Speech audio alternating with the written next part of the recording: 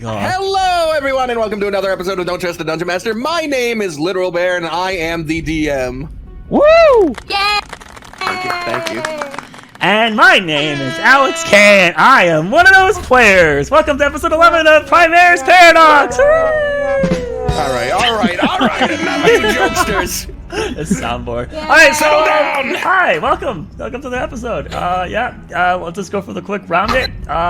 You can watch previous broadcasts at youtube.com/Laris15, and you can watch us live at twitch.tv/Laris15.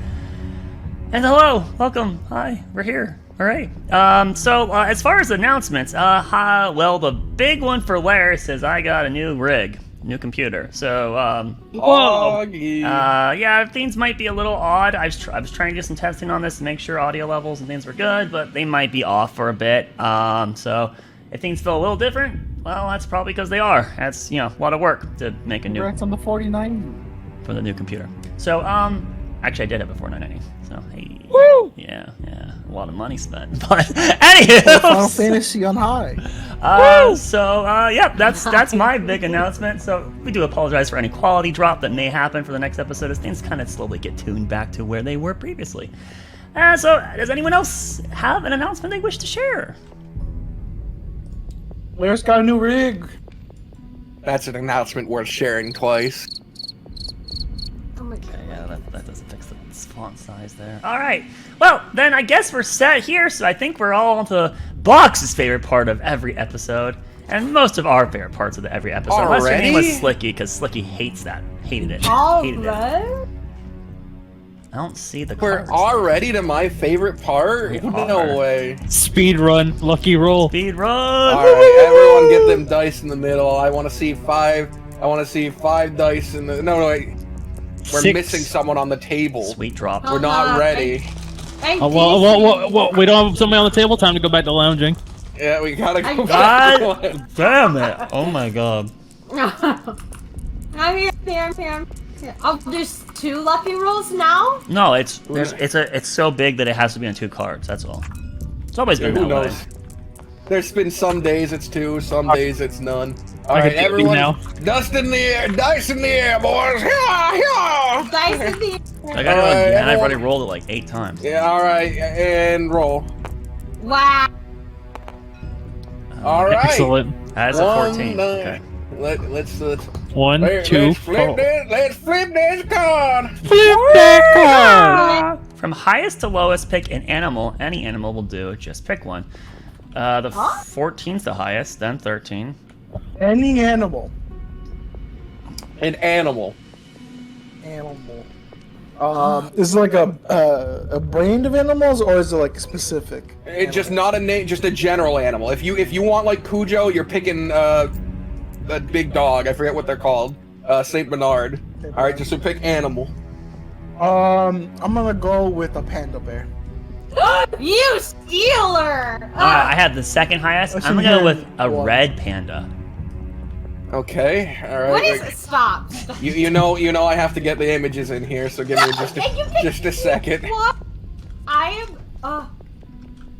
Can I do Alright. the bamboo tree? It's not your turn, I don't think. I don't know. What's You're in here, last. number one, right? It is the DM's turn now. My turn, animal. All right, let me pick. I'll go with this friendly figure right here. Give me a second. Grab him. They're Image. so cute. It's almost like a slug or something. I did not. It's not Pooh Bear. Oh, I should have gone with Crab. Crab would be better. Where the fuck is it? Here it is. There he is. Oh, Turtle. The noble sea turtle. All right, who's next on the list? 14, 13, 9. It would be me and DM. Don't worry, you won't have to spawn anything in. The righteous As I lion. call upon the old one. Yeah! The righteous lion makes. That means his, you can't. You do return. realize that means you don't get to add a new token because you're reusing your old token. You don't get a new righteous I character. have to do right by my creatures I've made. All And right. it must make its There you return. go. Next on the list is gonna be Banana. What is your creature? A pangolin. Oh my god, excellent. pangolin. A pangolin. Damn it! I should have picked a I- fucking duck. I know these little guys, all right? And I like these guys. This is a good option so far. There we go, a pangolin there. That's an armadillo. No, that's a pangolin. That's not an Look at it! armadillo. Look at it! Look at its That's snout! a It's pangolin? that's a pangolin. It's got a big ass snout. They're right. like I've never used as seen an this. aphrodisiac. Order 2, I see. And last but not least, Sweet, your animal. Yeah, she can't I'll pick pick a- pandas. I'm very sad. I'll pick a... Oh god, do I even have another animal besides... I'll pick a... Giraffe. I'll pick a giraffe. That's a Well, unique that's choice. definitely the worst animal that was picked. I like giraffes. I think they're cool. Yeah. I think they're a cool guy. Let's pick an awful picture of one though. Let's grab a picture. I'll pick the Toys R Us giraffe. There we go. There he is. All right. There. Oh. So everyone has their animal of choice here. Here's our lineup All right. with colors to correct them. And card 2. Laris, please read. Sorry, yeah. Now, whichever animal is closest to or is a rat at the DM's discretion may pick who recaps. Though if the DM is having trouble between multiple options, those players may argue to why theirs is more rat-like. All right, so I'm Well- gonna remove the one that's least rat-like Well, right this off is the bat, really which is the sea turtle. This is really fucking easy, and it's the red panda. Now you say that, but the pangolin pangolin, has yeah. so much in But common with are, a they, rat. are they actually mammals? Of course they are. Really? Let's find out. I mean, they might just be armored. I mean, I they might be. would You're right. Google. And Pangolins are mammals, my man. They're little mammals, just like the armadillo. they are actually Now- mammals. Okay. Now these two creatures are the most rat-like, in my opinion. Now, can you guys convince me as to why yours is more rat than the other? Well, I mean, the scales kind of make it less fluffy, and yeah. But the pangolin looks like it has more of a rat's lifestyle. I like to meander and dig. I like to go underneath the ground and hide while That's a the rat-like quality. stupid red panda just wants to jump on everything it sees. Oh my god. And its stupid face and its raccoon-like face and its stupid eyes. It's basically a raccoon. Oh, Raccoons are More pretty cool. raccoon. Meanwhile, the pangolin, the mighty pangolin. the Righteous, mighty really. beast, the most dangerously close to a rat. They're also nocturnal, and they eat ants and termites and things like that. So they're probably a lot like a rat. That's what I think. That's my idea. If rats had scales, it would be a pangolin, in my opinion. You know what?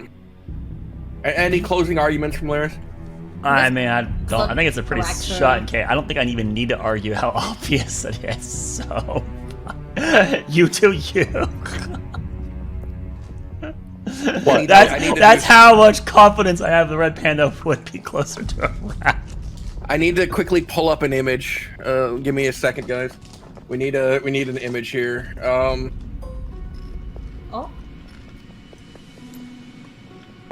Okay, let's have a look at these creatures side by side. God. I chose a particularly gross little man. Oh, that's gross. It's like a forest rat. And you know what, guys? Wait a minute. I just found a Yu-Gi-Oh card. I just found a is- Yu-Gi-Oh card named Armored Rat. Is it what I think? Pangolin wins. That's so stupid. See? Pangolin wins. The pangolin. You gotta give me this one. All right. All right, you get to choose who does the recap for last session now. Laris. Fuck you. Well done. All right. So last session. So yeah, one of the things that sucks here is that with the new computer and having to use Windows 11, my OneNote's different. So now it looks all whacked. All right. So we started the last episode off with the party split, going off to their own activities, their own endeavors, right? One of the things that was really important was Thrak went off to the college, or Arcane University, to write and learn the darkness spell. Zeke followed him, and Zeke stayed outside while Thrak went inside and asked some questions about Zeke, but turns out Zeke is not a member according to the librarian, so go figure. What else would happen? So Sidek and Anise went to the not wardens, the guard barracks. local barracks, right, where the guards take place, where they were going to spar with them. At least that's what she advertised. But in the end, they ended up just sparring with each other, and Sidek barely bested her, and both of them were really sloppy in their form with the two natural ones. But Sidek had slightly better mod. So after 10 minutes of them tussling it up, they both got enough of each other's blood on their hands that they decided this is enough. And then they really didn't get anything else out of it. Like, they went there, and then NIE said, I come here to sometimes listen to things, but they got nothing out of the ordeal besides the fact that they both were terrible form. And then we got our boy Nicole out on the hills with his horse, Lunadarius. And he stood up by a farmer who told him, hey, be careful, there's gophers out on those hills, and they might, snap your horse's leg. And unfortunately, Nicole did not seem to understand what the farmer was trying to imply by there being holes on the fields, and instead thought that he was warning him about his horse running over gophers. But nonetheless, nothing really came out of that. So everyone returns back inside. Each person gets to meet the Illustorious. Dr. Solomon Kane, Thrak immediately gets into an argument with this fantastic doctor, entering a challenge where he claims that he needs to teach Zeke how to write a spell faster before Amelia can speak. And so there's a quasi-race happening where, of course, Zeke will win in the end, and because Amelia never speaks.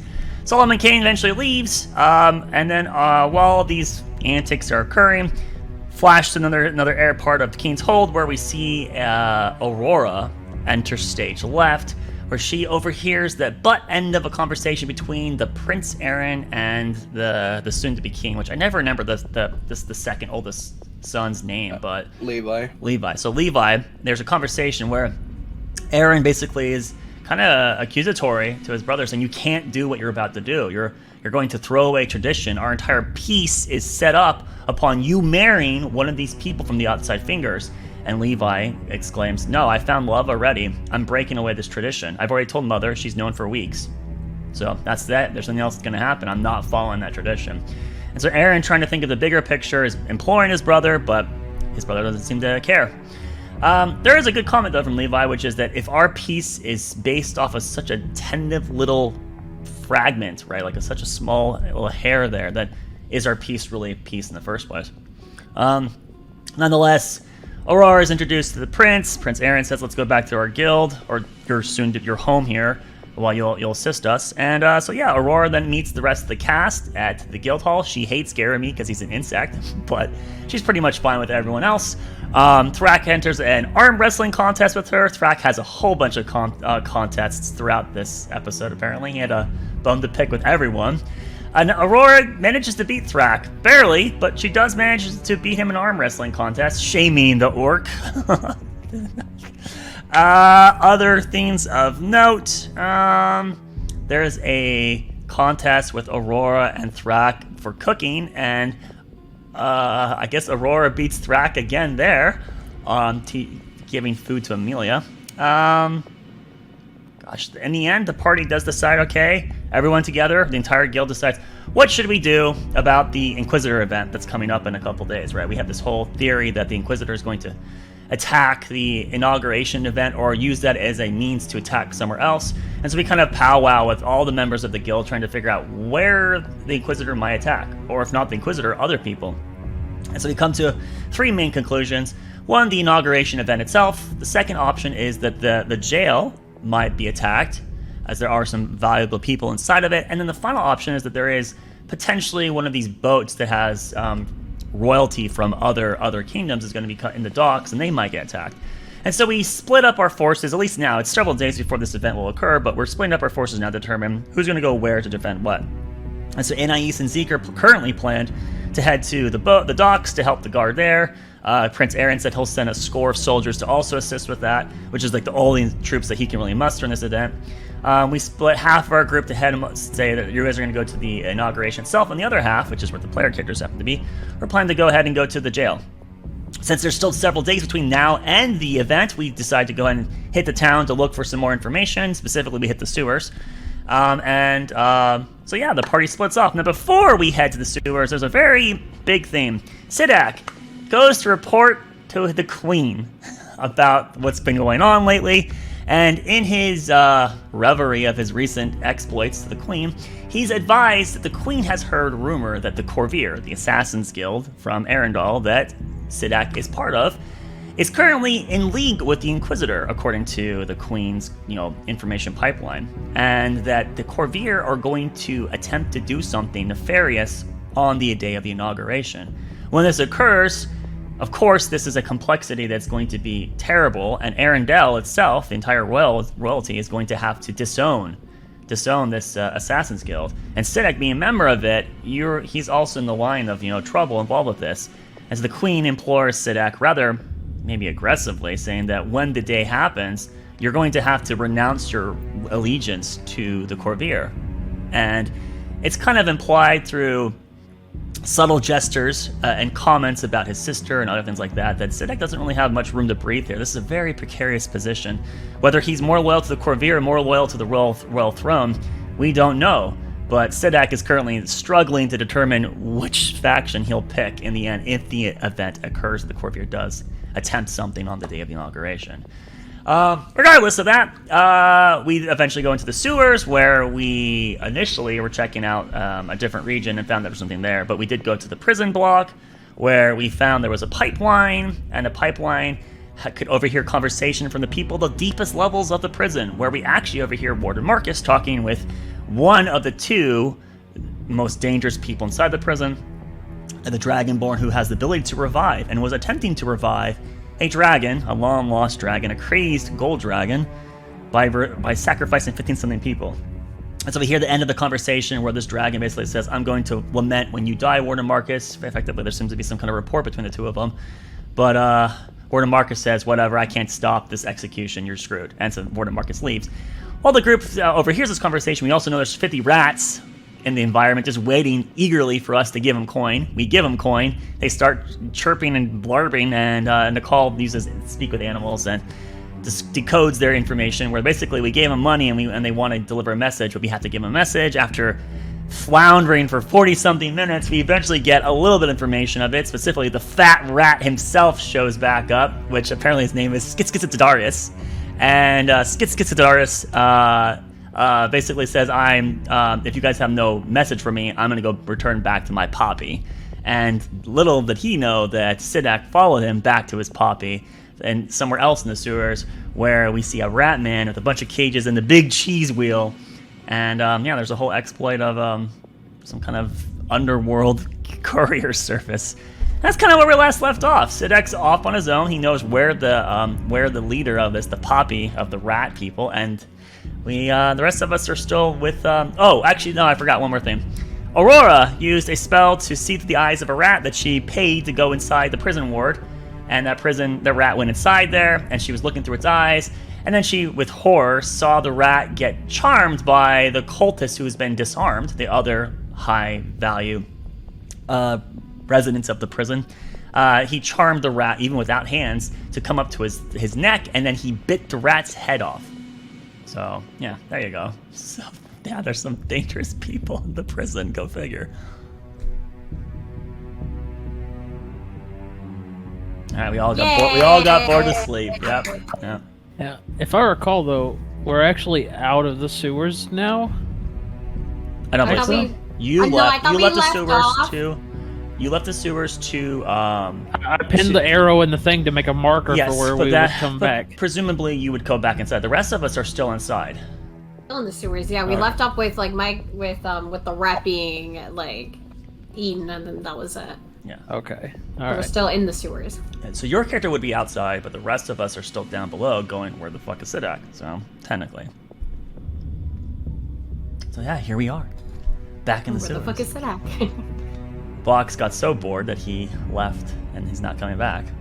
I'm sorry, I was muted. I said it was a wonderful recap. You did a great.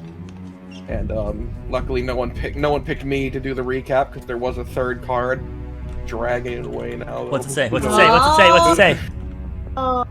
What did it say? We'll never know. If a DM has chosen all the rats in the world, maul that player, his remains hoisted up and forced to speak via magic. Now they recap. Wow. Yes, it could have been a gruesome fate for whoever picked the team. Yeah. I can't wait for All the Sidak world's to renounce to his allegiance to the royal authority of Arendelle and then to be cut down by the royal guard right next to her, the queen. He would. Sidak's smart enough to subterfuge, renounce his allegiances instead of just outright do it. No. He's a smart guy. Anyways, we return to our session with our intrepid group of adventurers standing in the muck of the sewers, the rats sort of sprawling and pacing out now that one has been hired and has begun a job, though they don't know the fate of said rat. The party stands there as you would come back to the sort of awful smell around you returning, the dripping sounds in the distance. You are back with these group of strangers who you now find yourself employed with.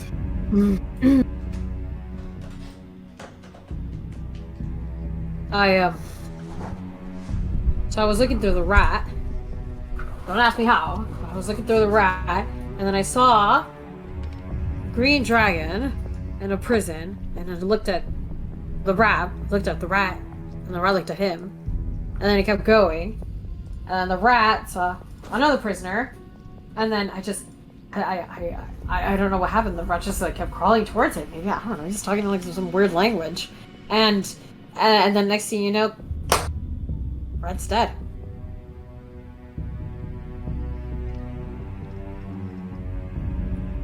I'll remind the cast that there's only 3 other people nearby Aurora right now, and one of them doesn't have language skills really. So this is kind of between Nicole, Thrak, and Aurora.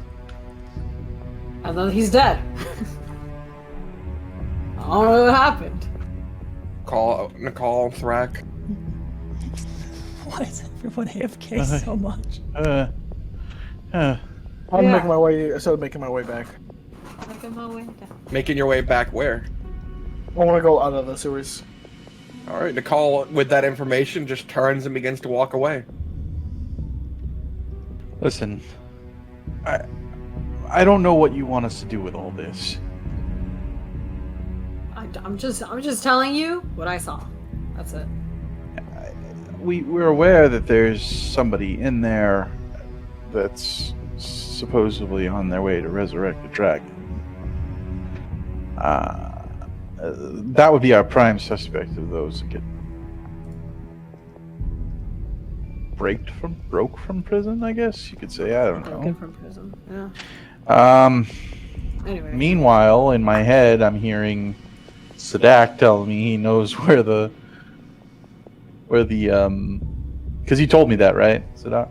Yes, he told you that there is a rat overlord located in the sewers collecting all the rats, and that he's directing them like a marketeer, like with like a pigeons. On top of that, you can also just enter communication with him right now because you can talk to him, right? So. All right. Yeah. So be it. The party, I assume, attempts to catch up with Nicole since he had begun to just walk away without word. Mm-hmm. And eventually, you guys find your way out of the sewer. I assume to probably one close to where Sadak went, so that he would see you from his rooftop vantage point. Sadak, you reconvene with the party, and the group of you decide to go where with this. Do you want to go to the jail and inform the warden? Do you want to head back to the keep and discuss it with the rest of your party? Do you want to just walk about town and discuss it rather open? I believe the consensus we came to was not to inform the jail for the time being. Evil. So I don't know what to do with the information because Well, we need a. clearly we need know that there's something to focus on, but we can't split ourselves up so much, right? I mean, and we can't give out the information, give away our advantage at this point. What about your buddy, Sidak? Yes, We need found, to inform him. Well, he found the rat overlord, apparently, the one that oversees all these whispers, but Oh. apparently it'd probably not be a good idea to interact with them either. But none of this is working to our favor. All we have is information and nothing to do with it. Sadak, I say in my mind, Yes. is it worth us breaking that up now, or should we sit on it? I don't know what to do. We have our new friend here, the burly one that I let win in You? arm wrestling. That's in his head. That's in his head. You can't do it. I let win. Um, Twice. she apparently can see through animals' eyes. All right. And she saw the green dragonborn who is expecting a message, I guess, or at least have seen or have received messages before, as they knew what the rat was, and also there's a crazy cultist in there, as we're already aware of, who ate the rat. Right. Right. It's not normal thing to do. Yeah, so, I mean, we have all this wealth of information and nothing to do with it. Nicole, by the way, left us. I see. Right. So what do you think we should do? Should we act upon this information now or wait for it to blossom into something bigger and then react to it? I'm more of a proactive person.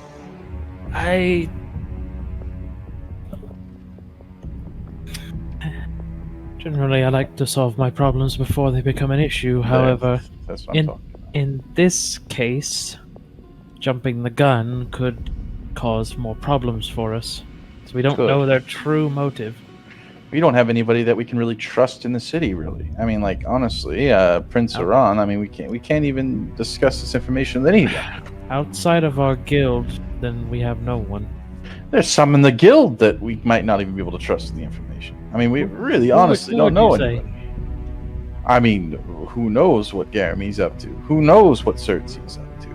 I think Who knows the intentions of all these people? I think their intentions are clear. Not to bring more things to the fire. I always thought Cersei was a little awkward that she left early before the ball. I don't know. Was interesting. She seems to be away from the problem as it happens more often than not. Well, There's certain things that we should be careful about, in my opinion. As they're talking, you see what Amelia's doing. She's currently looking down at her clothes and she's just like tugging at them. There are probably some like stains and smelly debris left on them. Yes, you look like true worse than commoners right now. Dirty clothing, drudging from the sewer, and heading somewhere within the inner walls. Though no one stops you at any of these gateways or anything, people can move freely. thankfully you got new clothes to change into. Yeah. They're the throwaways that Nicole bought her. Yeah, but nonetheless, she's just like, they're probably slightly uncomfortable and, worse fabric, stuff like that. And they smell now. Yeah. Yeah. I'm sure they always smelled. She doesn't bathe. Yeah. So yeah, That's Aurora. From last episode. No, dear. She said she never showers. Sidek would be heading. If we're all grouped up back together, we'd be heading back to the temple, to the guild hall. All right, everybody, we're gonna go back to the temple. Alright, but We can Nicole's not discuss with things us, there. so he's over at No Man's Land. Got three I'll groups. inform Nicole We're heading back to I the literally temple. just exited the sewers. Yes. Box already said you guys ran to keep up with me. Never said that. You did well, Aurora. Can you please pick up the child and Sure. carry her? I look at Amelia, and I just do like the hand motion of like, up, uppy. She tilts her head, and then she jumps.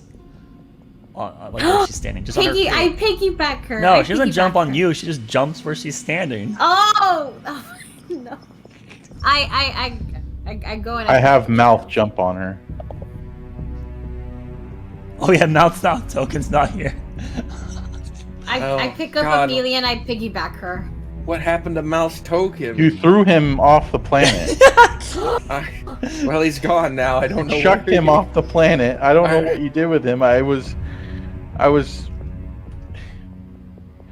Mouth is gone. He's in my zone apparently. I don't know how he got in. He's a thief! What do you mean no? You were trying to hide him.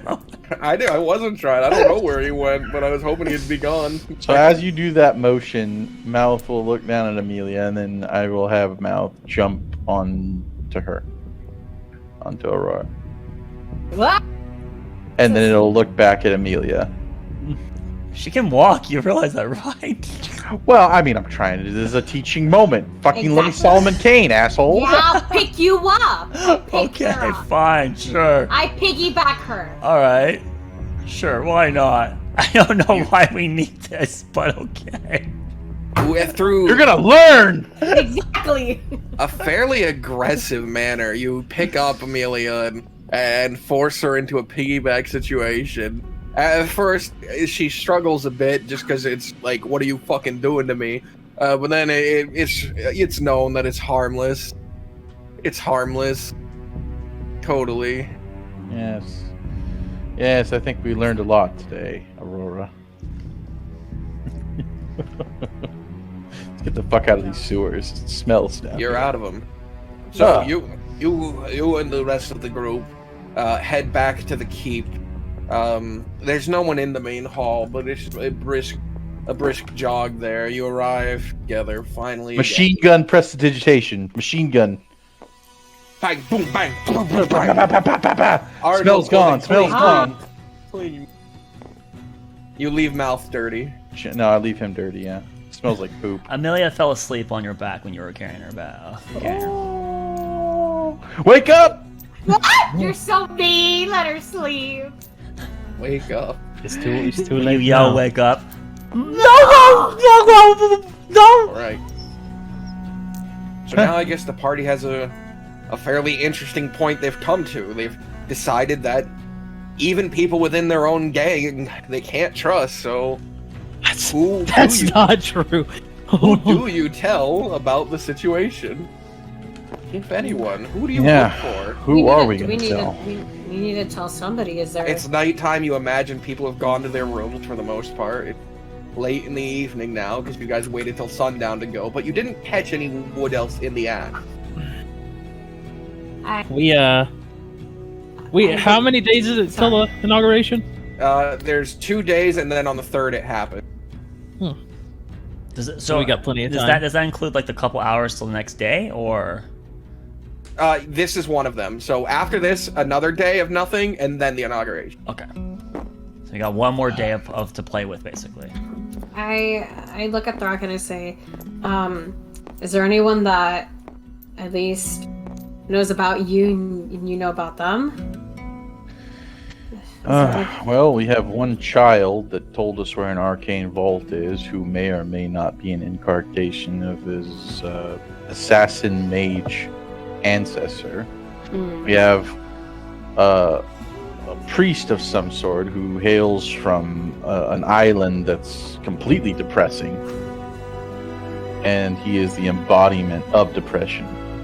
We have a niece who is an anti-mage who wants to kill me in my sleep, probably. Oh. Then we have Cersei, who is smart, intelligent, generally jovial in all circumstances, and never present when shit goes down. And finally, we have Jeremy, who literally rips people's appendages off. And Kenneth, probably the most trusting of all of them. A stellar review of your party members. I'm sure that they would say the same about you guys. Absolutely. Absolutely. Well, could we, trust the priest? I mean, aren't priests Everybody's supposed to... suspicious, but when everybody's suspicious, everybody can probably be trusted. The same with no trust. What? Huh? I don't know. What did you say? You know what? I think The annals of Thrak would have to- I think the sewer fumes have gotten to you, my friend. Did stink down there. I think People you were need talking to. with rats, and there was a giant rat apparently, and There sure was. There sure was. fuck happened today. Why don't we sleep it off? Everyone get some good rest, and we can discuss things in the morning. Now, if you'll excuse me, I'm gonna go hold burn on. these clothes. Hold on. How can I trust that you're not going to tell somebody? You can't. Okay. This is a problem. That's What? why we work together, though. That's right. Carl, you're very quiet. As usual. Perhaps you want to chime in? Didn't you just literally tell me or tell her I'm a cleric from the city that is based off of depression and I'm the full embodiment of depression? No. Oh, you're not depressed, That's- Carl. Come on. Talking about Frederick. Yeah, that's He was talking Frederick. about Frederick. I was the wrong one. I can Now, sense the granted, your loss island somewhere. did get some depressing news of Here we go. being completely annihilated. Talking for Um, time. I was talking about Hagenholm, though. That one is... Should we just bring this up to the king? No.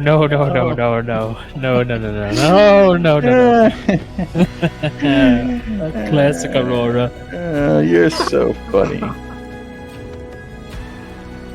Look at you. Look at you with mouth. You're like two of the kind. Right. Yeah. Yeah. I'm still stronger than you thought. But Sure. This isn't a competition, Aurora. Right? Unless it is Thrak. Is it a competition? No competition. I would never compete against one of my own members of my... yeah. Right. Well, we have a lot to discuss in the morning, everyone, so please get a good rest in. And if anybody wants to have their clothes burned, I'll be hosting a clothes burning outside. It's, We just got our clothes cleaned. Actually, you know what? No, I maybe should keep these because we might be going back into the sewers in a couple days. Speaking of which, are you going to want to be at the sewer? I mean, if we decide to be in the sewers, are you able to be in there with us? That's the discussion for the next day, isn't it, Thrak? Okay.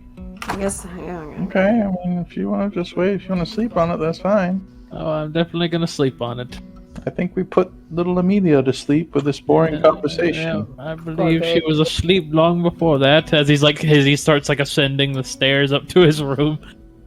I'll take Amelia and I'll walk her up to her room, and then I'll put her in bed. Her room is over there. Put her to sleep. And then I tuck her in, and I fluff her pillows, and she goes to sleep. I make sure that you leave the room.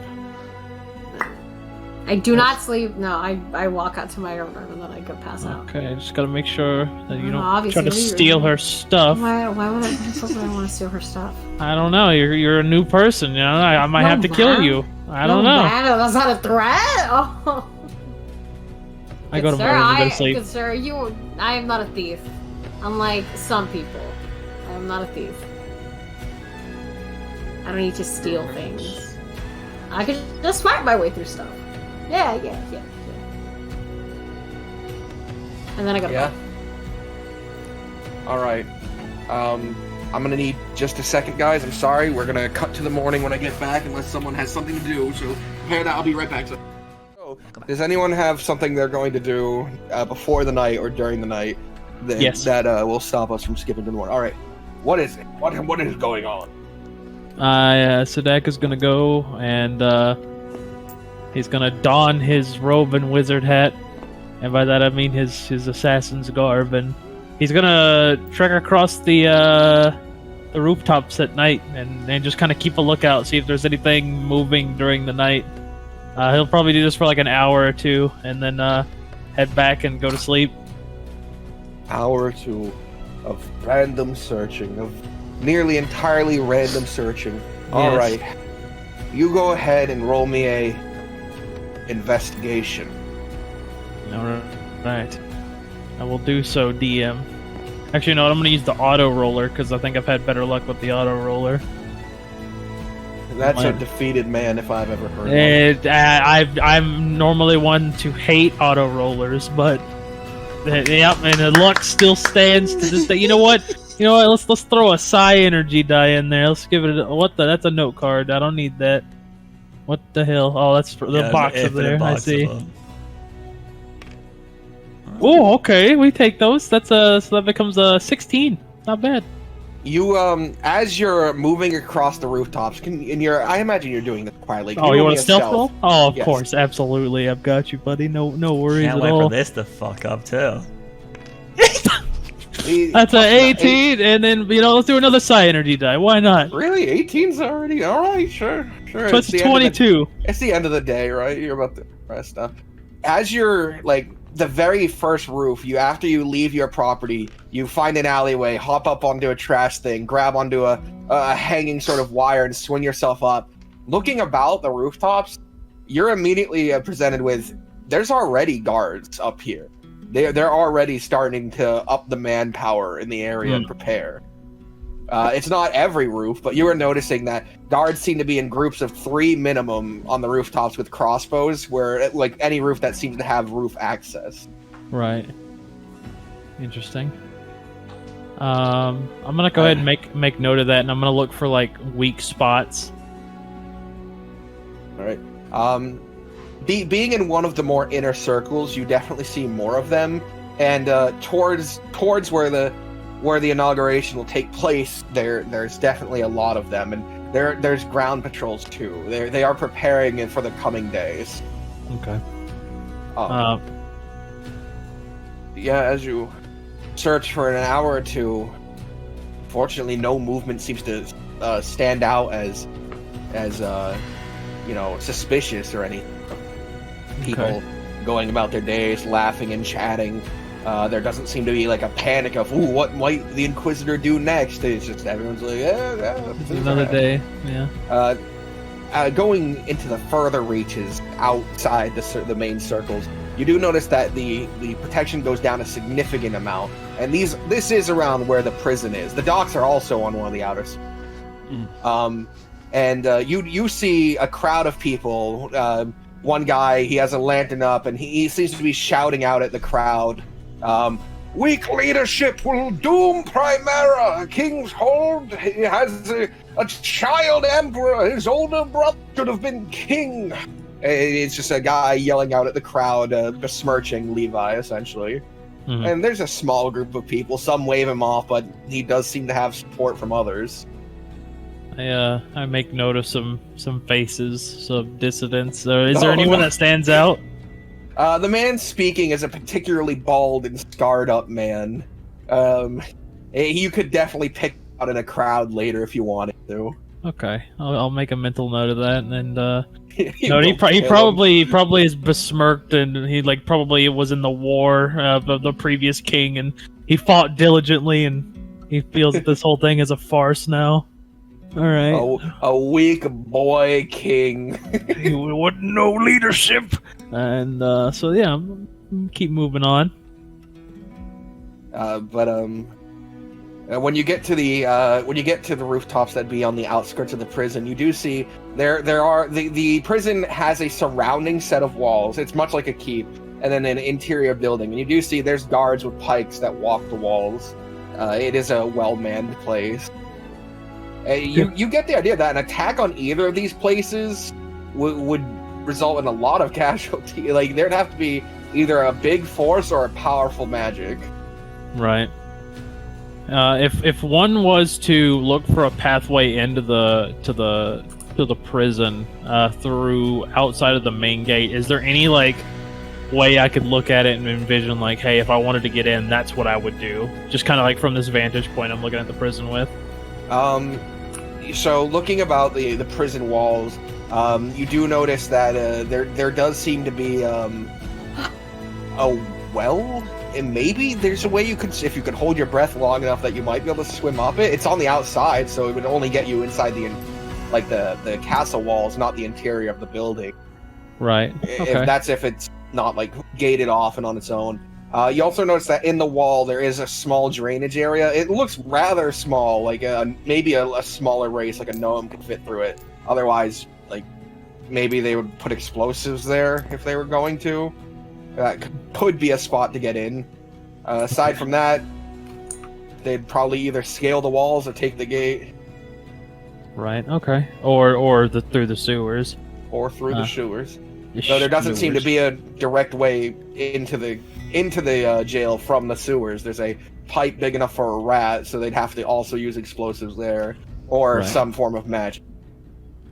All right, that's good to know, and I'm assuming that's probably about the extent of my 2 hours. Yeah. Get back. All right, fantastic. Don't want to sleep in too late. Nicole, did you want to do anything? I didn't want to move your token without figuring out if you were going to do something.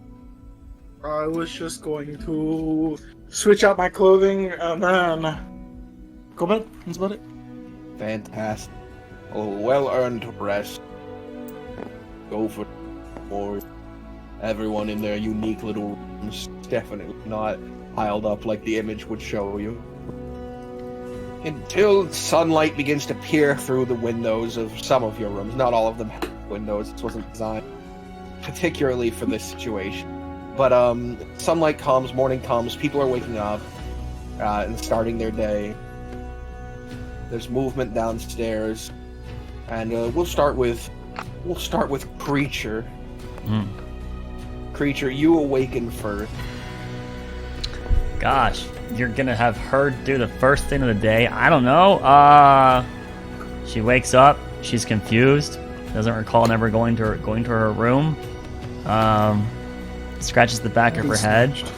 And then she'll just kind of like creep out of her room and stare down the hallway. What's happening? What noises are there? Is there anything interesting? There's a smell, a pleasant one, a rather pleasant. It's enticing, really. Moving over to the banister from your doorway, you would see that there's several items, some sort of baked goods that are sort of steaming. They have heat lines coming off of them, and there's a good chunk of the party is already down here, enjoying pieces of it. You notice that Anais is off by herself as usual, away from the magic-inclined people. Eager, she runs down the hallway, hitting everyone's door. All of them, regardless if people are in those rooms or not. So it probably takes a minute to make a bunch of racket like that. All right. Each of you hear the hits on your door and would either be rudely awakened if you hadn't fully woken up yet, or would just be like, I'm in the middle of changing, don't have time for this. Just continue your thing. But yes, you're all aware that it's time to wake up. The creature has awoken you, like a rooster's caw, but a repeated slamming on your doorway. Ugh. I wake up. She'll stare down the hallway, waiting for everyone to get out of their rooms. Is this monkey still with me? Well, because monkey. Banana never said otherwise, I'm gonna assume the monkey stayed with you, and when you closed the door, it was locked in your room. Yeah. Monkey kind of follows you Oh, everywhere. Yeah, monkey just, unless he says otherwise, I just keep it on the last person he gave it. But don't forget that this thing is like a hideous demon monkey. It's got like frog legs. It has malformed bat wings out of its back. Demon is such a mean word. I would say don't like mutant. it anymore. I would say mutant monkey. It is don't though. like- It's a weird chimera now. that is pretty demonic, as in like, you know, the Isn't it? abyss sort of situation. I But hope- regardless, the party wakes up, you don your armors, you do your morning routines, you check your plants, you pray to your god, you polish your holy symbols, and the party reconvenes downstairs. Did you moving up- sleep with me? No, there's just not enough room for Oh. everyone, but there is enough rooms in the building. This is just like this area would just mean you're like in your room, essentially, is what that area is. So everyone begins to move downstairs. I'm sure no one stays in their room all day. Fuck you. The good word is the map is not to scale. That's what, Yeah. Yes. Sidak does actually come down because I keep forgetting I'm playing an elf. I have trance, so that 2 hours I spent was very, very appropriate as I'm perfectly rested. All right. As you begin to come down, Frederick, being the ever social butterfly that he is, goes, Actually, no. "Oh, I'm glad you guys awoke. I'm worried you wouldn't arrive until it cooled off. I went down to one of the bakeries and ordered something for us. I figured this will do until one of us learns how to cook. We have a kitchen, but I'm not quite the adept culinary artist." Oh, you missed it. Thrak and I, we cooked the other day. Oh, Yeah. well, Sounds like two good offers for chefs of the guild, if I've ever heard. Maybe you two will have a bake-off. I've never had any delicacies from the dunes or from Camberil. Ironically, we did have a bake-off. Sidak. Oh, sorry. Oh, you want to sit right next to her? All right, great. I had a suspicion that was the case, actually. Oh yeah. And Amelia was our judge. She ate all the food. How did she rank which one was better? Thrak had a really good dish. I'm saying a judge would have to be able to tell you which one they like better, right? Oh, that's true. Amelia, I guess she ate more from my dishes than Thrak's. Very well. Is that so, Thrak? Frederick leans forward, looking past Jeremy, who is leaned over a book, writing in it in some sort of script that I'm sure none of you read, because none of you picked 3 Kreen as your language, right? Actually, no. Oh, I don't want to be next to the book. I Try don't Kreen. know 3 Kreen. The 3 Kreen Fortunately. language is actually super interesting in the actual D&D lore. It's like really, I don't know the word for it, but it's different, very different. what a great explanation. Yeah, I know. I completely botched that. Anyway, back to the important bit. Meanwhile, at the end of the table, while the conversation is happening, Anais is grabbing particular pieces, cutting them open, applying some sort of butter to them, and then placing them in front of Amelia. She's preparing them in the way that would make them the most appetizing, and then offering them to Amelia. Amelia will definitely be eating them. What was Anais True. doing initially when Amelia jumped down and saw her and then immediately sat next to her? She was rolling one of the stones in her hand that you've been seeing her give to Sadak, as if she's waiting for the question to be asked. Yeah, so Anais would definitely see that Amelia is paying a lot of attention to that rock in her hand before or after she starts buttering bread. Well, we have one day tomorrow and then the coronation. What? Have we come to any conclusion as to the final groupings? I know that Zeke and Anais will be down at the docks with a small party. Well, yesterday we did some more reconnaissance, and Kenneth did give us access to the sewer. And from what we found, it is entirely plausible that they could very easily, with the use of either explosives or magic, make their way into the lowest levels of the prison and make a breakout if they so wished. So that is a concern I have. It's a possibility. Whether I think that's the primary objective or just something to be concerned about is another matter. To be honest, we don't know anything. Honestly, I mean, like we don't know if there's going to be an attempt on anything at the coronation. We don't know if there will be a breakout. We know that things are going on. Information is being exchanged in the prisons. There's been several attempts on people's lives recently in the ball. A lot of exchanging, a lot of important people in one place. I will say this though. I went out last night, doing some of my own reconnaissance, and they have upped the security of the guards. Most of the alleys were patrolled. They had rooftop guards armed with crossbows over most of the inner King's city. Guard? Was it the King's Guard? Was it the which type of guard? It was the city guard. City Guard. Though I did notice an increased King's Guard presence around the castle itself.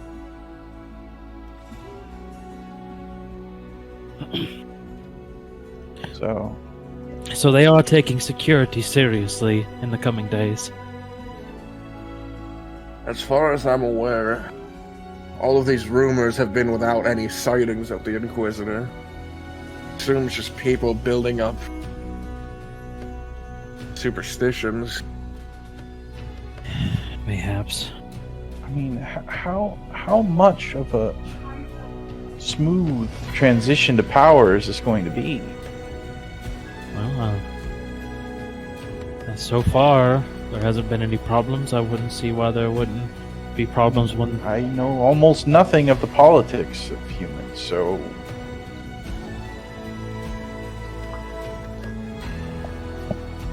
Anyone here a Lindendale native? Yes, anybody here who has a background in politics, people of high power positions? It's like none of us here are Lindendale natives, right? No.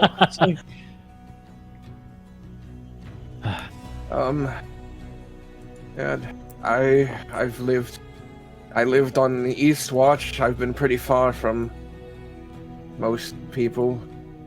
As far as I'm aware, though, there's some unrest, but no outward.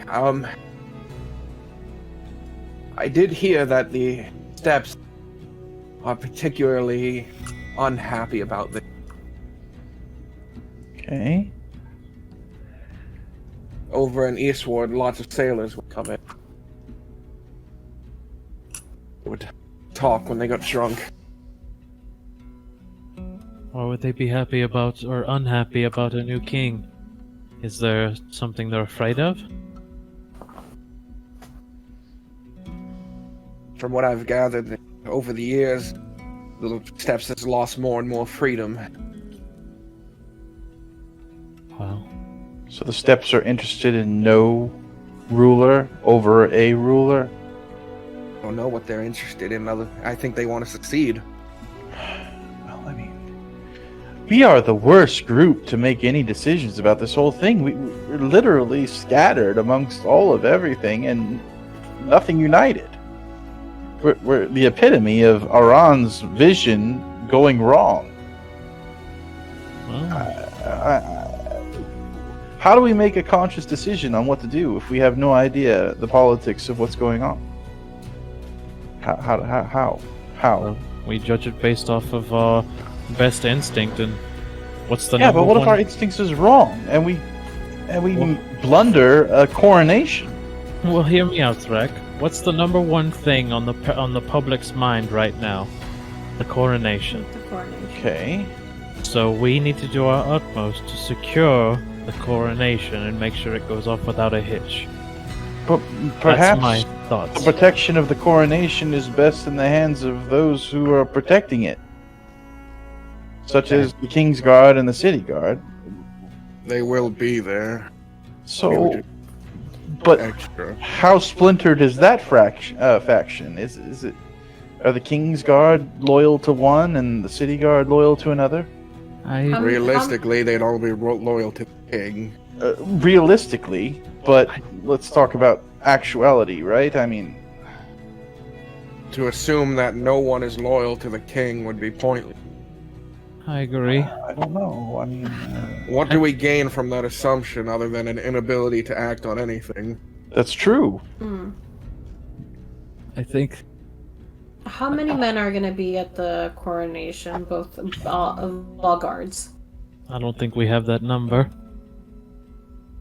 They're probably keeping it close to the chest for that exact reason.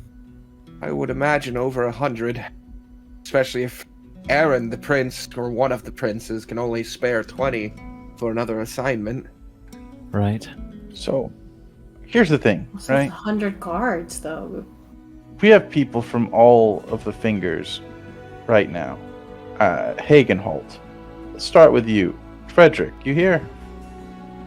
Where are Yeah. you? You I've little been speaking, yes. you little minx. Mm. Okay. Is there any reason why there should be any sort of caution on a succession of a new king that you're aware of amongst your people? Would Hagenholt have a reason to interfere in this coronation? Not you, Hagenholt. As far as I'm aware, they shouldn't.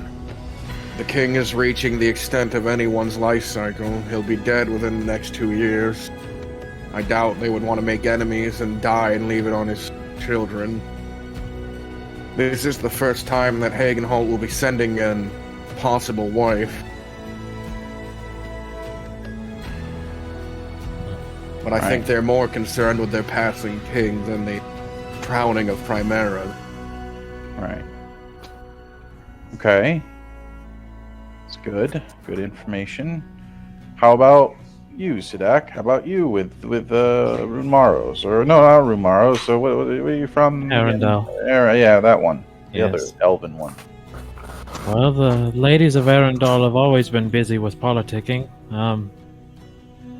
I'm sure that they're trying to pull a little bit of weight in society at the current moment, given that the previous wife of the king was a member of the family, and they would obviously want to maintain that connection. But beyond that, I know nothing of why they would have hostilities. In fact, it's been a fairly, well, good outcome for Arendelle. Okay. So far as you know, there's no reason to interfere. What about Rumaros? Nicole? Your guess is as good as mine. Right. Okay. You do know that Romanos, lightly to put it, is no longer even a thing. So, disinterested then in the whole ordeal, basically. But we do What's know our Roki is true- around. I mean, yeah, Roki's here. Roki is also, at least face value, the biggest contributor of any of the islands towards our efforts. Very true. It's true. So no reason to think otherwise. Camberil, I think that's you, Aurora. That's me. Any reason for Camberil to have hostilities against this coronation or anything that should interfere? Not really. Both halves of Cambria live in peace, and they have been for many, many years. Okay. So no reason there. Cersei sort of just rests her head on her hands. Cersei, you have something to add? Any reason why there would be any sort of a problem? Oh no, not in particular. Especially with the steps sort of seceding. There was originally an issue where members from the steps, pirate gangs, would pillage and kidnap mages to sell. But I don't think that would be an issue for the crown to worry about. No. Only the mages of Iridori. That would be a problem for them. Thank you for your input. again. Though And perhaps then, those Dragonborn from the north would have some hatred. I don't know them well. Oh, well, we do know of a few Dragonborn that we've met so far. One more, Zolari. How about you? My good friend, Which one are you looking at? Jeremy. All right. Because there's two Zolarians. I know. Yeah. Jeremy looks over at you. The three Kreen are never privy to the going on. Poisonous. No. We are kept blind. Like a horse. Only looking straight.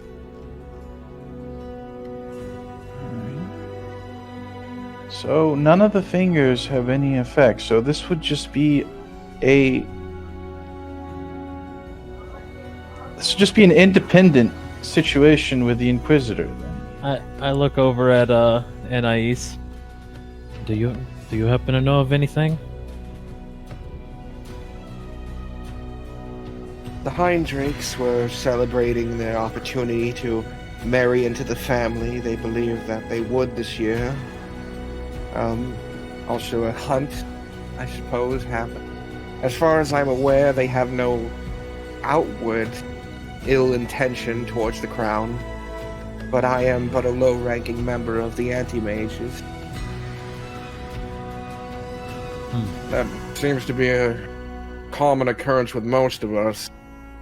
We're low-ranking or middling-ranking members of what we came from. Some of us might have a minor affiliation with the organizations before us. For the most part, we're unaware.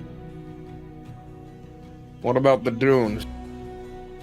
I mean, nothing from the dunes on my end. I was secluded from most of my life, but as far as I'm aware, there's always been a little bit of animosity against the humans, but we were indeed quick to submit, and I think it was legitimate.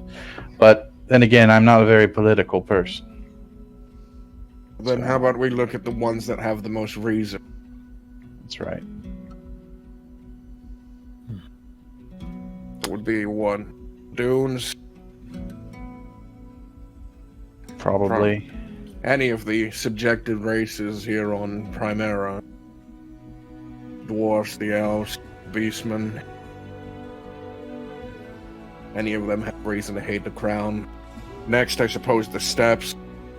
If what is said is true, secession during a king's transition would be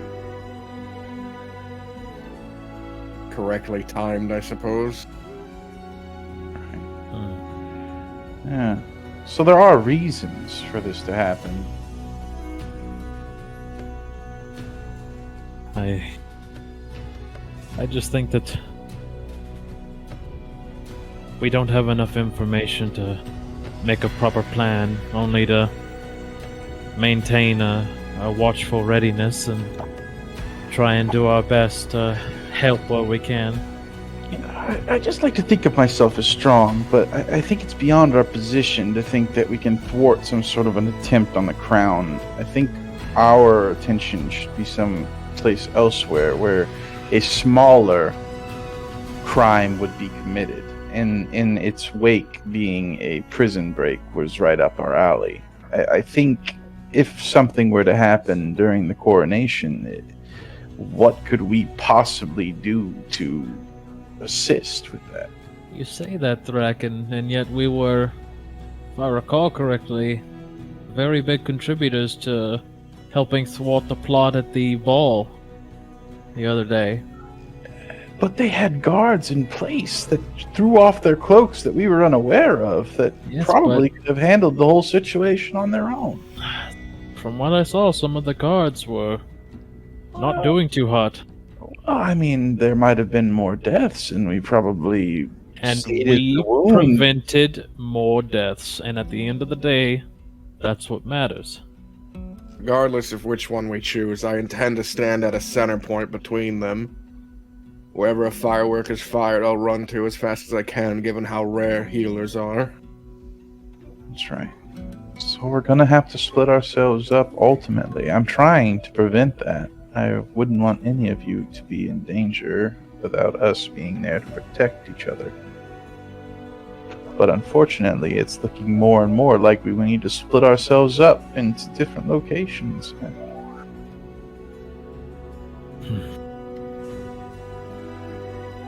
Who here is adamant about being at the coronation? The first hand to go up fastest would be Garamy. Oh, not Garen. Cersei? Oh, jeez. She was so eager. Well, about Jeremy it. wants to be near Prince Aran. Yeah, but she wanted to be near Prince King Roki. Her hand is like tentatively raised, like Mimi, but for the most part, she's only there for selfish reasons. Garamy is there. He's the friend. All right, so that's 2. Anybody else that just has to be at the coronation? There is no alternative. Sidak's hand remains unraised. What? That is what? Unraised. So just 2 of us. Okay. That's fine. Alright, and then, who was going down to the docks again? I'm sorry. That would be me and the young man. She points down the table to Zeke, Okay. So that's 2 of you there. along with 20 armed guards. That should keep you safe and comfortable there, but the coronation is also going to have far more than 20 armed guards, in my opinion.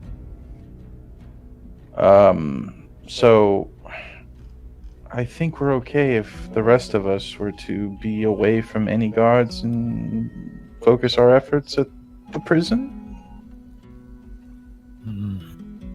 What do you think? I mean, speak now, Sadak. Speak now, Nicole. Frederick, I would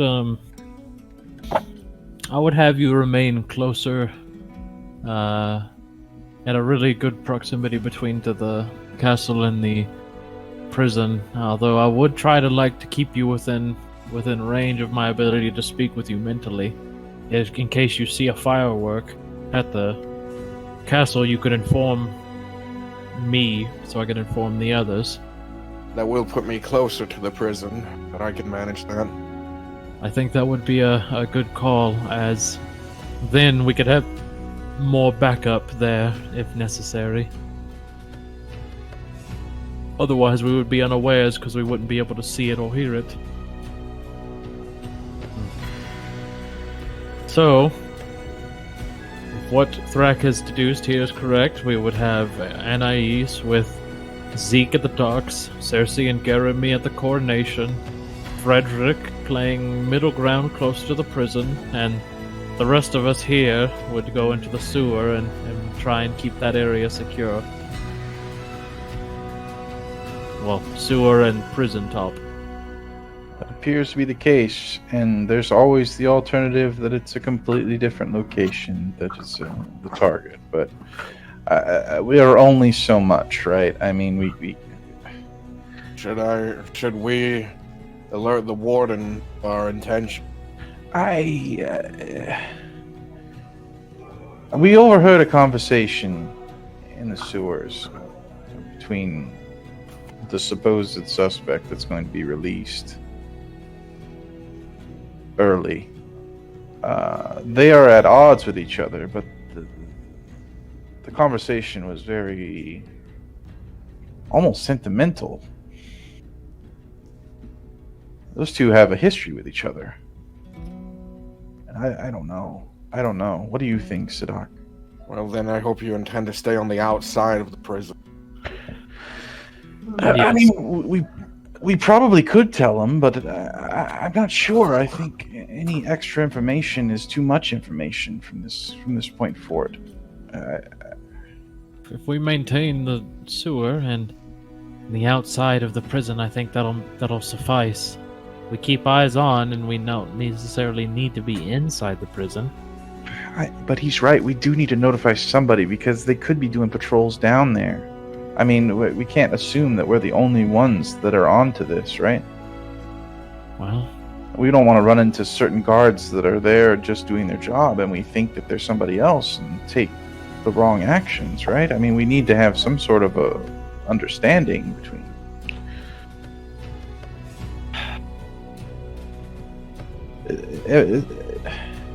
then we could do that, yes. We could go inform him today that we'll be close to the prison, making sure everything is secure. Are you able to do your mind invasion thing from any different location, or is that just solely when you're seeing them? I can do things that are similar, I guess you could say, to a mind invasion.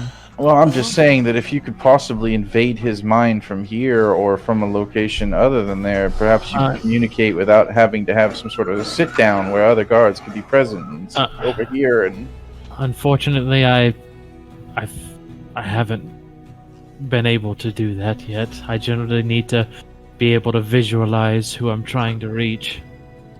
can you try real hard? As your group is sitting there discussing the possibilities of Sadak's mind power, you hear a loud thump thump thump at the main door. Don't worry, I'll get it. I'll walk over and open the door. Pushing it open, a familiar face strides in past you. Hello, everyone. Amelia immediately jumps up and gets the other side of my knees. Good morning, King Roki. What do we owe the pleasure? I'm sure you've already been informed. I was in here lamenting the other day when you were out. I just came forward for this. He reaches towards his hip and reaches into his bag, driving his arm particularly deep into it before pulling out a coffer sort of thing and pushing it onto the table. 300 pieces of platinum. Here, right here, put it in this, and I turn over the box I've been carving, and then I write on it with my quill, donations to the guild. I take it and I'll walk over and I'll set it in front of you, Thrak, put it in there, and I'll walk back. I put it inside the box, and I set it up on some sort of a platform. I hope everything has gone better with your issue. Unfortunately, it's rather mundane. I'll be heading to Siren's Crest. That is where the Craven is run. Siren's Crest? Yes, it's far to the east of here. I believe he's trying to make his way to Farwatch Island, somewhere possibly beyond even my grip. To live out the rest of his days a sniveling rat. Well, Don't use that word. bad history with rats. There's been far too many rats in my life lately. Roki, if I had to propose a random assumption, if you were an enemy of the king, would you use the coronation to try and assassinate the king and cause problems, or to break someone out of a prison? Am I an enemy of the king or of Primera? I'll let you decide. If I were an enemy of the king, I would have lulled him into a false sense of security through years of integration between our people, and then driven him to a point where he's no king at all, but a mere puppet for others. But that would be just one thing I would do. And of Primera itself? Oh, I would have done the same thing, but in such a way that makes it look like their own decision. Until this country was driven to the ground. Well, hypothetically thinking, if there was a situation where you had to choose between the two, What do you mean? An assassination or a prison break. Which one sounds like more of a situation that would happen here? I mean, Roki. His head tilts. Okay. Are you aware of a dragon named Gideon, the Gold? Let me take a quick look at your character sheet. Ooh, that's a -1. How about over here? That person can't talk? I don't care. And what does this person have? Ooh. Okay, and then we crawl over here and we look at this one. Pathetic. And then we look over here at this one. Pathetic. Mike, you're the only one who noticed the slight change in his expression. A very brief moment of like a shock, but like that name definitely meant something to him. But his eyes like widened for a moment before returning to their half-lidded state, and he looks at the floor. The name, I've heard it in passing. Right. An ancient dragon from the times of terror. Why? Do I notice that? You did not. Your insight sucks. Okay. Yeah. Right.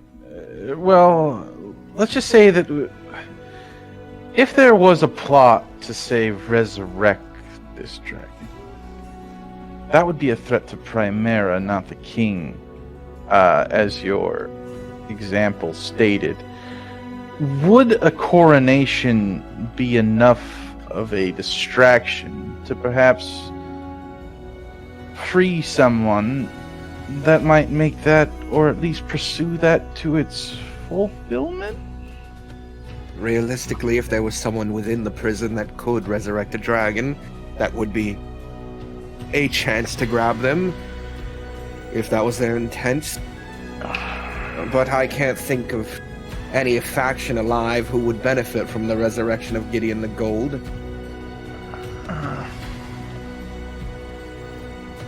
I would lean over to Cersei and whisper, "Is it me, or does he seem like he knows more of this dragon he's leading on?" Did you? Huh? Could not tell. Okay, she like leans in to try and stare at him. He just looks so dreamy. Can't Aw. tell. Perhaps you're reading too much into it. My insight on people is high up there, I'll say that. Well, I'm normally pretty good at reading people, but only if they have malintent. Roki, Yes? that name, when stated, your face gave an odd look to it. Did you? You I had a wouldn't note. be holding back information on us, would you? I hold back information in nearly every conversation I have. The amount of information I know would plunge this world into madness. But what is it exactly you hope to find out? I just want the honest from you. Want the truth. As we're dealing with a subject that's quite difficult for all of us to think about. So everything that you would be said would be helpful. Obviously not world-ending, because we all know your power. The truth, then. I've heard of Gideon the Gold to some extent. A larger extent than most. The reason I was surprised that you were worried about his resurrection in particular was Gideon was one who was able to quell the madness within him. He was killed by the dragon that ruled these lands, Primera.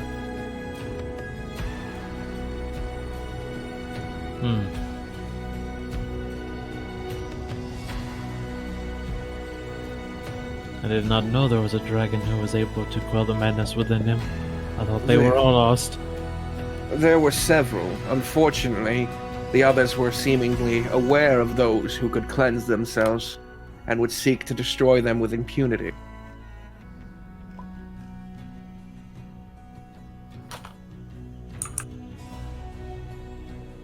Now, I assume then that someone within this prison has the means of resurrection.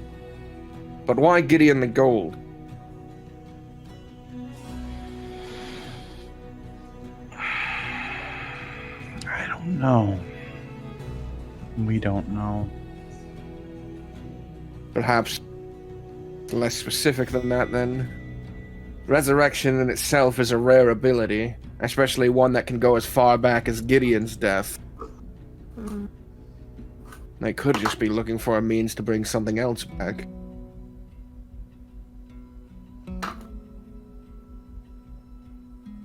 Even with my great arcanum, I'm unable to bring souls back from Ymir's afterlife.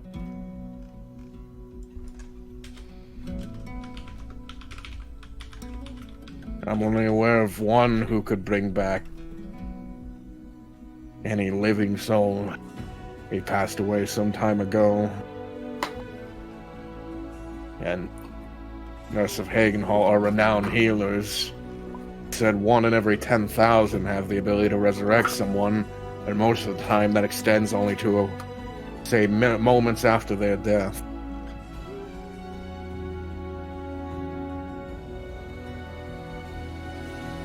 Well, then that opens up a whole lot more possibilities, I suppose.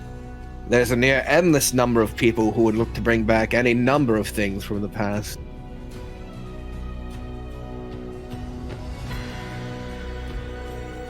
Well,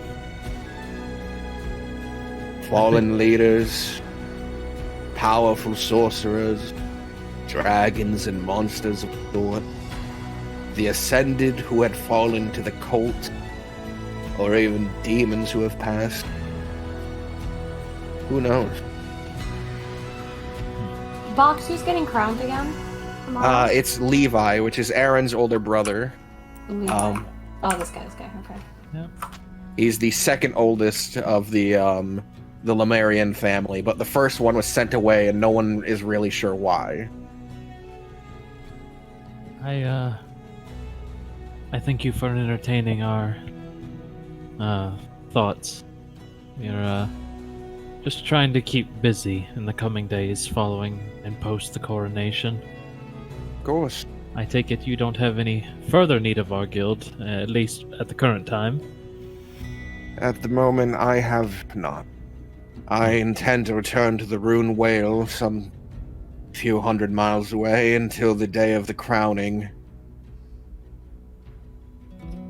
It's a long distance to travel prior to a few days. Well, as long as I only travel a few times per day, it's not. Ah, right. Magic. I do have a question.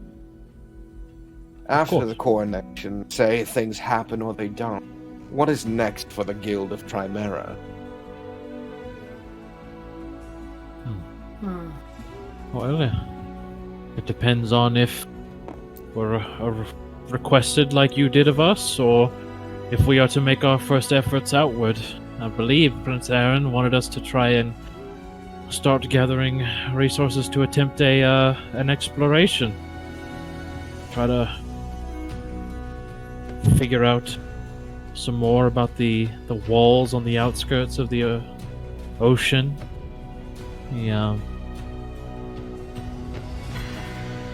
Maybe find some of the suspected vaults of arcane knowledge that I've lost. Really depends. I often wonder how many were lost on Rune Morrow. Well, maybe you could find out one day, together with us. Even I don't grace the poison that land is.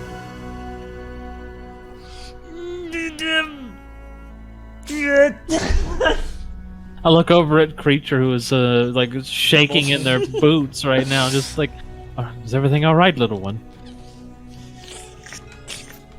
They're,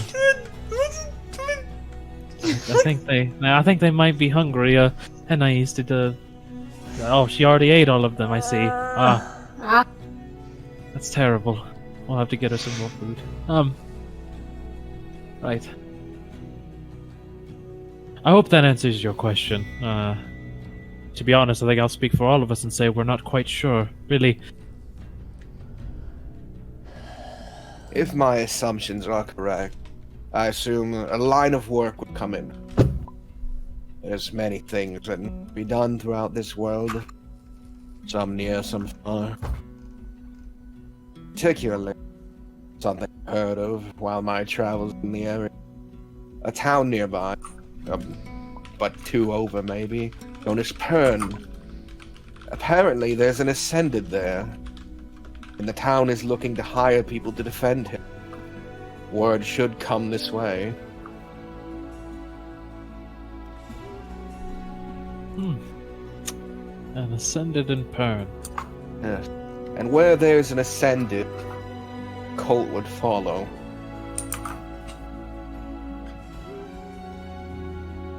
That reminds me, have you spoken more to our mutual friend Karstein since the event that occurred? Unfortunately, I don't think he's made his way back. I don't know if he's as adept as travel as I am. I assume not. I did, however, speak to the 3 that we had captured. Apparently, the Iron Drakes, for the most part, had no idea this was happening until rather recent. They say that a tiefling approached their chief, their sergeant, and gave him a book. Offered him untold power as a blue-skinned tiefling that they had met in the city of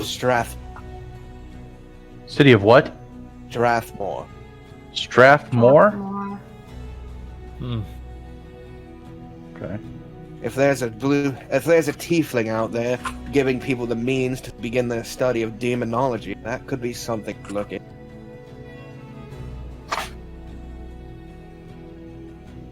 Regardless, the Iron Drakes should be coming to pick those 3 up. The reputable part of their organization, I'm assuming, will pay their bail. And punish these.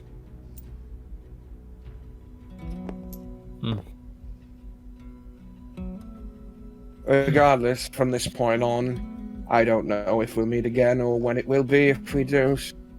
I wish you, Guild of Primera, luck on your endeavor. Spend your gold wisely. Before you go,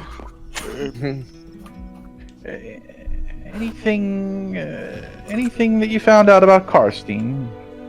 Like I said, I haven't been in communication with him since we left. Yeah, but have you done any sort of investigation of the sorts, or anything? The Inquisitor that existed 200 years ago, the one who fought against the dragons, and then fought against the first king, Lymeria. He dressed the same. He spoke the same mannerisms. And this ideal that he cannot be directly involved was something that he pushed even back then. This new Inquisitor doesn't seem to follow those guidelines. Copycat of sorts? Potentially.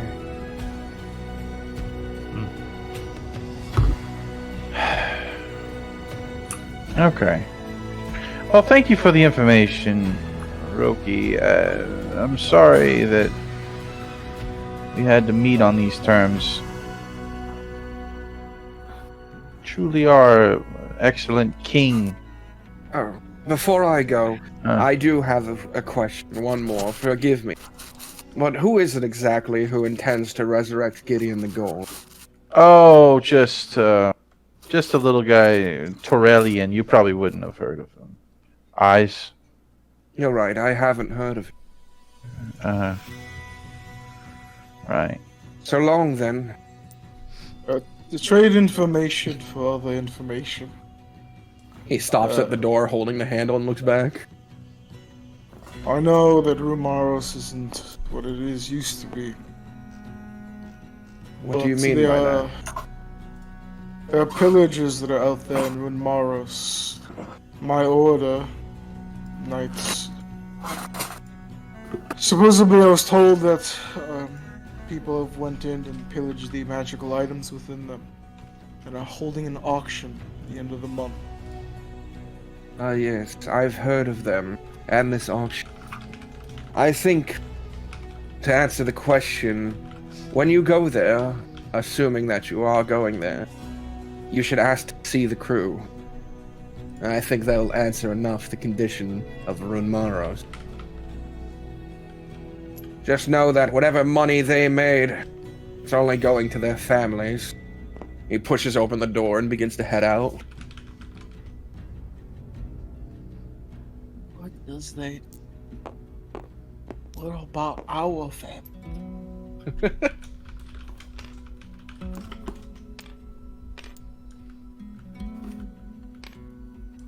Well, that was unexpected, but not unwelcome. I carved this box. Did he say 300 pieces of platinum? That he did. What? Platinum What did you or do gold? for him? Well, Hey, look inside. Is Zeke. it platinum or gold? Like, what the fuck? That's platinum. Zeke, we had some Don't interesting. show this to happenings. Kenneth. No, that's It'll kill him. He'll have a heart attack. He's so Right. out of shape. correct. The guild needs this. He needs. I to understand that, but just the whole piling on of all this information all at once just might be too much for the poor man's heart. Yeah.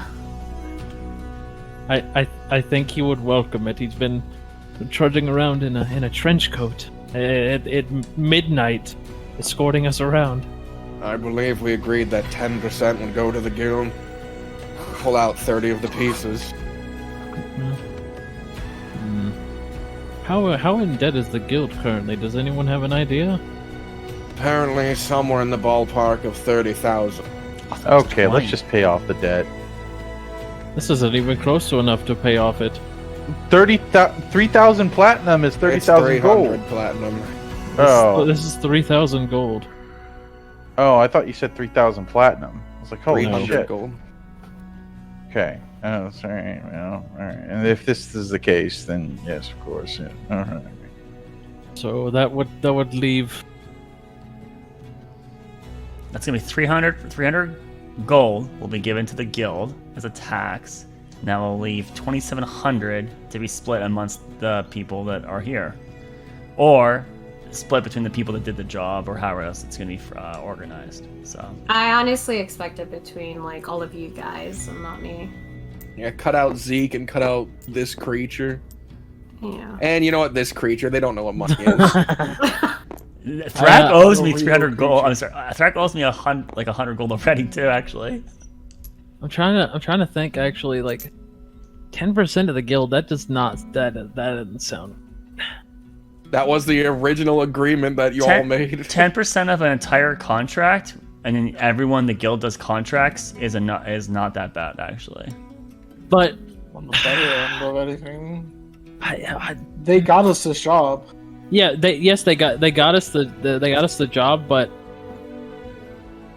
I think the guild. But we wouldn't have the job if not for the guild. Yeah.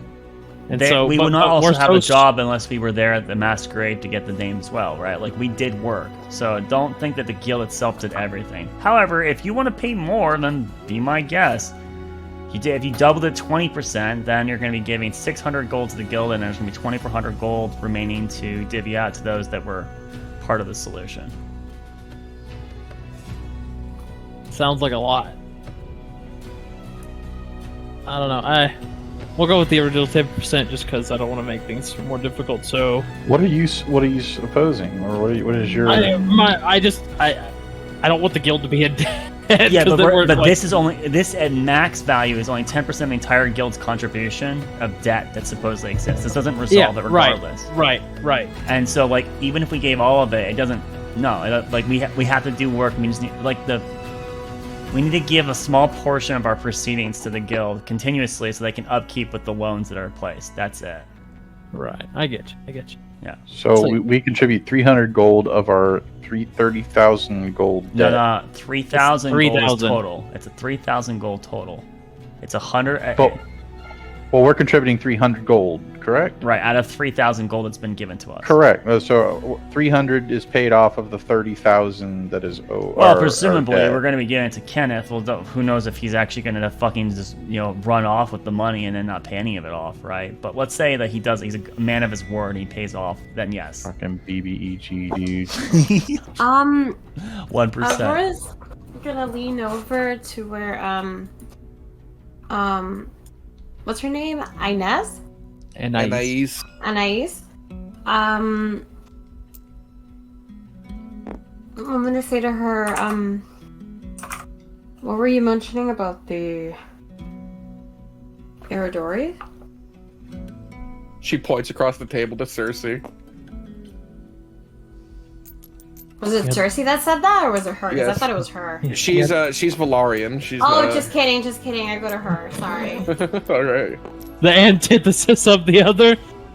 Oh, Pushes Good guy. Zeke aside? Wow. fuck me. Fucking rude. Actually, that doesn't. What were you mentioning about the Eridori? Oh, I just thought it would be prevalent to mention that there would be some small amount of hostilities, considering the steppes would be a subsidiary of Primera, and that they were kidnapping and selling mages. I was being transparent. No, right, but didn't that end a long time ago? Oh no. Mages are still kidnapped and sold today. In large cities like Kingswood, where there are colleges, they are good. But otherwise, some are used as slaves, as royal mages. Those are the lucky ones. It's hard to tell how it goes. You should go to some of the smaller cities. Things aren't as good as they are for us magic users outside of Camberville. Well, it's never good when you're getting close to where the mountains are, because the north really does act very violently for those crossings. The dunes keep our magic users pretty secluded. It is a Yeah. rare thing for the beastmen to have some sort of arcane power. Arundel is There. relatively well off with mages. There's a prominent mage college actually in the primary city. Uh-huh. Primary cities do a nice job of powdering up the issue. That's fair. It is really nice though, if you ever go.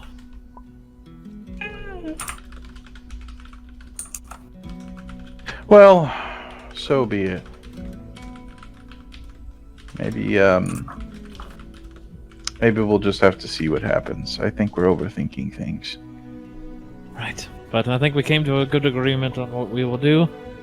So right, is there anything else we need to discuss? No. Is there any sort of spells I might need? Perhaps we should send the young one over with 100 of the gold to go perhaps right into his spellbook Skywrite. I'll be at the docks, though. Are you sure you want... I mean, it could be useful, but... Do you want me to move me to the coronation? What about you, Cersei? You want to be the coronation? Perhaps you want to go on a little trip to the library, perhaps for Skywrite? You think you Oh, can manage absolutely. that? I would love to. I would like Okay, to write alright. it in my book, if you do not mind. Okay, let's give her 100 of the gold. I will just use my cut. I'm being paid. Okay, that's fine. I like that. That would be very effective then, as Frederick would then be able to see the firework from the docks from Anais, and if something happened at the royal capital, then you could skywrite, and Frederick would be able to read it out and send it to me telepathically. That's the idea. Please, for the love of God, do not write in Camberillis or Elven. Who said that? That's Frederick. Whenever it's a Frederick. depressing voice, it's Frederick.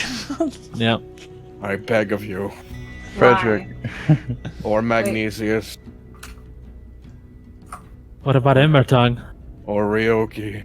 So would you please just keep it in Primaran? Or if you know the language of Hagen Hall. I can do that. I learned to write in Primaran. Though I do copy spells in my book in Rico. What language is that? Is that a It's mage the southern language? language of Camberil. That's a southern language of Cameroon. There's 2 languages in Camberil. We do not speak the same one as the beast folk of the desert. Oh. Okay. Jeremy, would you give us an example of what the Tree Creen language sounds like? I've always been interested to learn more about your people. He just looks up at you and then lowers his head, making a sort of chittering groan. Oh. Right, then. Well, I suppose we have our plan. I'll go purchase fireworks. In the meantime, we just have days to prepare. Okay. Right. Well, As you're getting ready to move, one last time there's a knock on the door. Are we gonna divvy that money out before we split off? I feel like we should put all of the money into the guild funds and withdraw as needed, and we make monthly payments or weekly payments to our thing. I don't think we should take the cut out of everything that happens. I think we should put it all into the thing. What the fuck are you saying? What? I think we should do that and have a community. Absolutely fucking not. It's gonna community get fund. stolen. No, you put it on your individual people that can protect it. You start a bank account. You use We Aaron's need bank the bank account. of Aaron. we got debit cards that we can pull them. You Yeah, use let's Aaron's go. bank account and you take it directly from there. Oh my god. The guy that was just this morning, I can't trust all these fucking people. No, let's leave it in a communal space that give can a be shit stolen. about money. Fuck you, Banana. Alright. No, absolutely fucking not. You know what? Well, listen, you don't have any say in where the money goes. Why- You're silent. where am I hearing all of this? Like, Oh You my have God. absolutely Where no am I? say. You're right. Hearing Yep, all I'll of just shut up. Okay. okay, all right, I'm just kidding. All right, the knock No, on the but door. I'm not kidding. We should do that. Open the door. The knock on the door. Stepping forward is none other than Solomon Kane, the doctor. Great guy. You're right. I'm We here. can't. We I'm are here for getting the morning fucking swindled. And I hope no one has allergies. I've brought a friend with me. How much And, we paying this He guy? motions his hand, and from behind him steps the goodest of boys. Jump on the table. Run. What? Get a dog. Huh? During my last day, I heard that the young woman has an affinity for dogs. So I brought him What? my friend. He's petting him aggressively. Oh, it's a good boy. It's a He's golden very retriever. accepting of these pettings. Oh.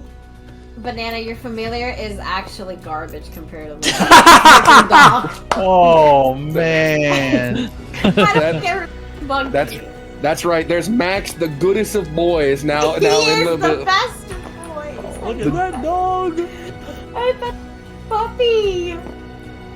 Well, Well played, Solomon. well that solves that problem for a little while. So, shall we divvy out the cut now, or wait till Kenneth gets here? I suppose there's no harm in just divvying it out now and handing it back to Kenneth. You should divvy up now because people are going to be going off to go write things in their books. They're going to need that funds to spend it. Like, you got to give the money out now. Otherwise, we're wasting time. Can I have like a single gold piece because I have no money? I hand you a single gold. No, I don't hand you a single gold piece. What the hell kind of a question is that? You need to earn your money. I have no. Uh, At least I don't have to pay for anything, though. Paul. So, do you divvy the gold?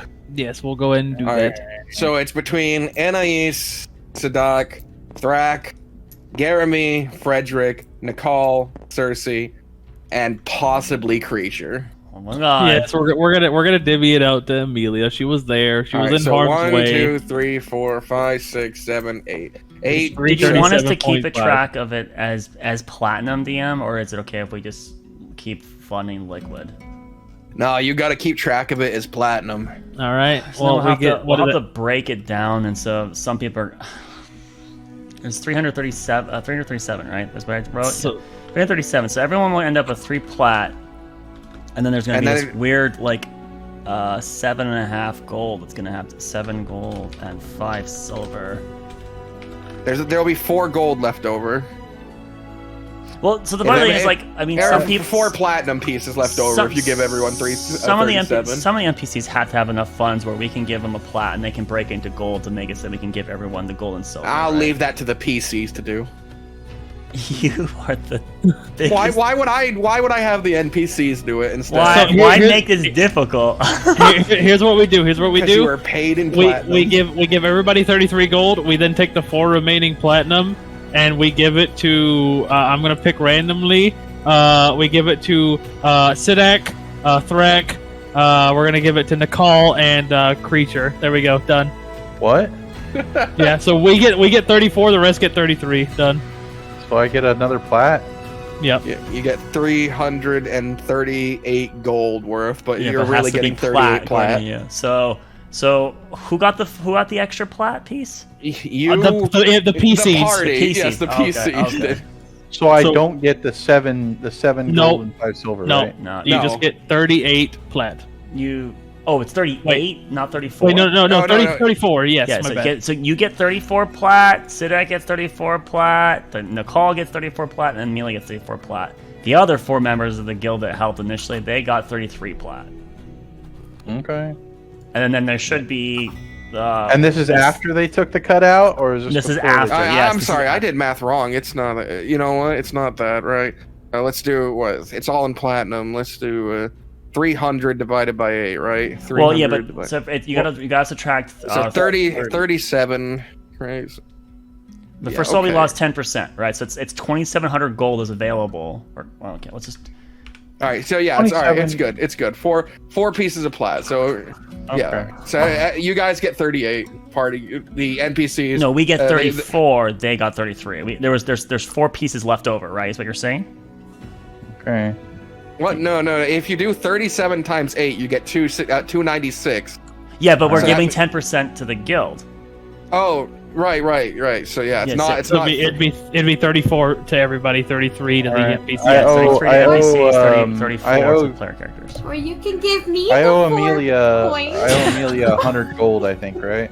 Yes, which would be 10 plat. So I give you 10 plat. So add 10 more plat to yours. Okay, adding 10 more to my stock here. Yeah, and so that means that So actually, what it is let's see. That means everyone gets 34, I think. Yeah, all, Everyone gets all 34? PCs get 34, NPCs got 33. Those that got the cut. Yes. No, I'm sorry. Everyone gets 33, and then 2 people can get 1 more. Is what it actually becomes. How about because it's cut in I half. get 2 coins? How about that, guys? You know, a little bit of money since alms for the poor. So it's everyone gets 33, and then 2 players or 2 characters can get 1 more platinum each. Well, I'll If you remove beat it me from, in arm wrestling, I'll give you a platinum. Yeah. I'll remove one from mine. So I'll Amelia- remove one from mine. All right, so that means Nicole and Thrak got to have an extra platinum. So Nicole There and we go. Thrak got 30. I give my extra platinum to Aurora. Miss Aurora. Greyborn. Who didn't earn it. You're just giving her I 10 give her a gold. I I now give her a have- platinum. She's out of Yeah. money. You I gave her literally have no money. You gave her like 10. You could just 10 give her a weeks worth gold of coin work. too, right? You can use one of your gold I'm not coin. gonna give her a gold coin. I give her a platinum piece. I got an extra platinum piece. That's a gold right. is a whole day's worth of wage, dude. Yes, so she can not bother me for 10 days. It's solved. It's There's solved. So problem now, solved. so Happy so life, happy life. that means that there's 30 gold. I'm sorry, 30 plat left over, and that's the guild's cut in the box. Yes. Fine, I Okay. still have 266 gold, so I'm good if I need to write some spells and shit. And then I gotta You buy have 400 some gold with still? What? I have 266 gold. I heard 446. I was like, what the fuck? No, if I had 446, that'd be great, but I don't.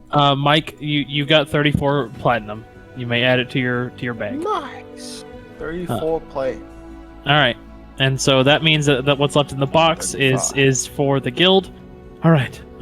So that will be for Kenneth and the guild, and everyone got paid. Well, good job, everyone. All right. So, I know Amelia's going to be here with learning with Solomon. Does anyone have any plans for the day? What's all this? Yes, Yeah, there's Max, the goodest of boys. Solomon brought his dog because Amelia showed some sort of like for animals, and he's hoping for a breakthrough with the goodest of boys, Max. The goodest of God. He done fucked up, Ron. If she doesn't make a breakthrough with Max, no. If she doesn't make a breakthrough with Max, he puts him down.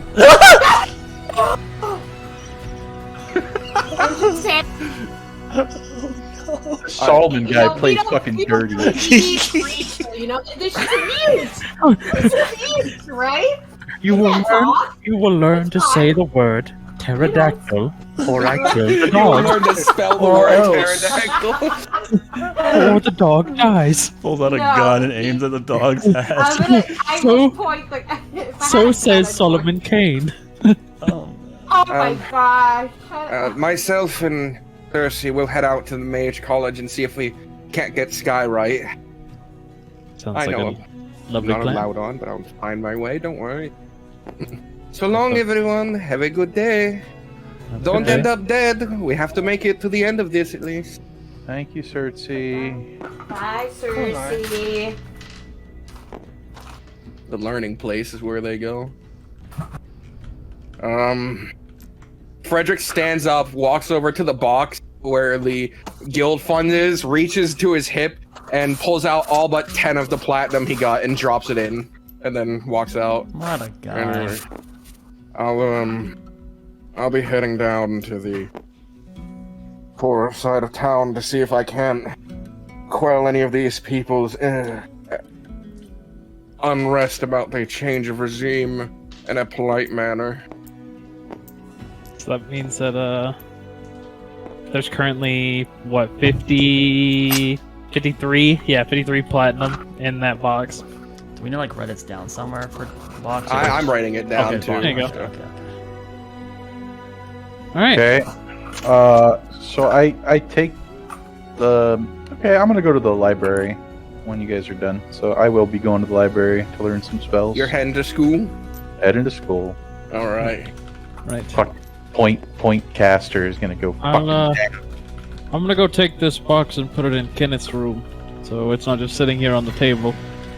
I put with loving memory, Thrak to Kenneth, donations to the guild, and beautiful embellished filigree artwork with my All right, go ahead and roll me a woodcarver's check. Okay. I want to see how beautiful it is. All right. What ability check is that? I would say charisma. You're making art, right? A performance, really. No. What is an artist? What does a painter use? What stat for painting? D&D. Dex. I mean, it kind of You think depends. You could say it could be Dex because it's based off of like small, I'm using my quill, though. small, minute gestures. But if you're trying to think of like expressing, then yeah, it would be charisma. So I mean, it kind of determines on what you think the main quandary of whatever he's describing is, right? I mean, if he's carving it, you could even maybe argue potentially strength. The wood's very fucking difficult, right? I guess what I would do is try to figure out what I think is the biggest complexity, and that's the thing that they'd have I to roll want to stat make it for. equivalent to my spell book. I'm literally like kind of putting it in like as much detail as I put in with my spell book. So Let's see. Wisdom is observation, looking at things, but not in a interrogation sort of way, but in a just the visualization of things, right? It's the visual plane. Pulling in information, right? not expressing information. It's pulling in information and filtering it. All right, then I'll go with charisma. It's gonna be charisma. Hopefully that's a decent stat for you. Oh, a great 19. roll, though. Wow. It is beautiful. A fancy Dunes-esque cursive Primera mix. It is a lovely donation box. Not exterior-wise, but that writing, the calligraphy on it, lovely. All right. Dedicated to our good friend and Is it excellent locked though, or is it companion. just a box that And anyone It's could just come? a box. He has not made a lock or purchased a lock for Anyone it. could come up and just pull money Just out a of it. We're gonna come back and there's like gonna be 50 rats pillaging our fucking. I will head down to the dock to see if I cannot find out which of the ships are here for royalty and which ones belong here. Do you mind if I am to borrow the? Is that Cersei? Yeah, I'm doing the bad voice. Sorry, it's Anais. Would you mind if I borrowed the symbol that the prince gave us so that I do this without too many questions? Absolutely. Here's the symbol. I'm trusting it with you. Takes it and she heads out. She's going down to the docks to find out what she can, where she'll be. I'll put her on grass for now. Hunger. Touching grass. Oh boy. I will go work on my mantra. If I am needed, find me outside. Gross. He's just gonna be on it. You're Leave so... him alone. Jeremy's a good guy. Go pet the insect then instead of the dog. The inferior human strikes again. The inferior racist human. I would like to go to a blacksmith. Okay, yeah, that's doable. Whatever you want there, unless it's a magic item, but whatever you want, you just find out the cost and you can purchase it and add it to your inventory. I want to sell because I have 4 javelins that I don't need. I want to sell 2 of them. Wait, but that's how you do long range if you need to do long range. Yeah, but I don't need 4 of them. Yeah, you do, because if they can be damaged in combat. You can lose I them will sell too. So like one javelin. I would recommend holding on to them. I will not go to the blacksmith. I will be right back. Sorry, guys. Try to educate you on this, right? So let's say you have a target flying over like a ravine, right? And you have to hit it, but you're gonna lose the ammunition. Well, that's only 4 turns of throwing, right? Yeah, right. And then you have to be out. You might be in a long mission where you might not be able to get the ammo back, so you want to have enough to kind of get you through a fight or two. Throw my great axe? You throw your great axe? Couldn't you?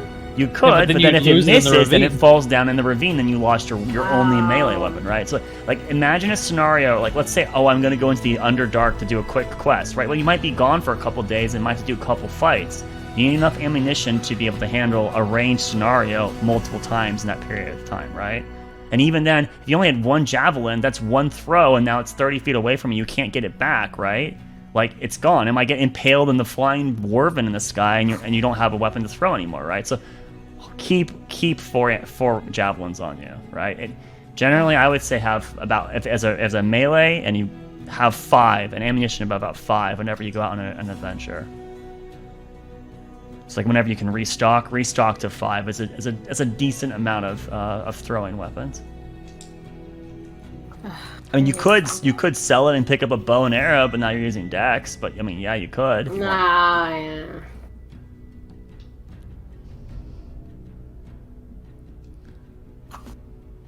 Yeah, I mean, you just came in and you chose a background that gave you extra loot, extra equipment, but you started with only 1 silver, right? So which means that you picked. Huh? I know what background you picked now that I think about it. What would that mean? I don't know what you're talking about. I can throw darts at people. You'd have to buy I darts. might just throw though. darts. But instead of, darts have a very short range. That'd be fun. So.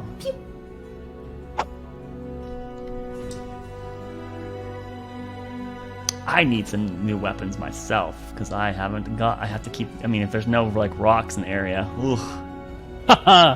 Imagine needing to use weapons, peasants. Says the guy that fucking has here, the. sir. Hey, I don't need to use weapons. I need to use a weapon. Just use the power of your mind. Yeah, Amelia can do You that. also need a hit, though. Yo!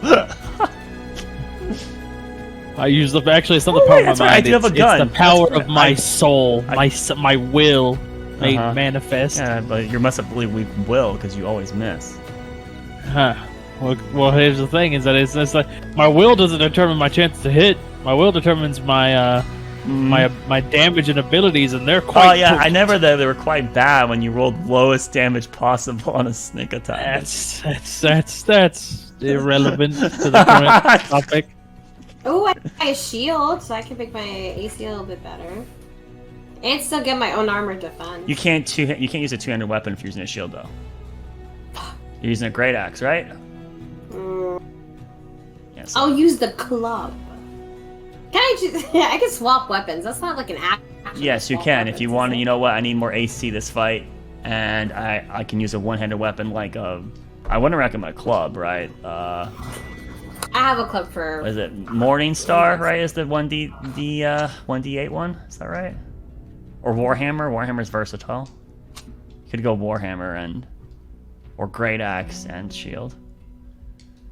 But now you're gonna you only have 10. What do I do again? You only have 1 platinum, so you only have 10 gold. You're not gonna be able to buy a lot of gear.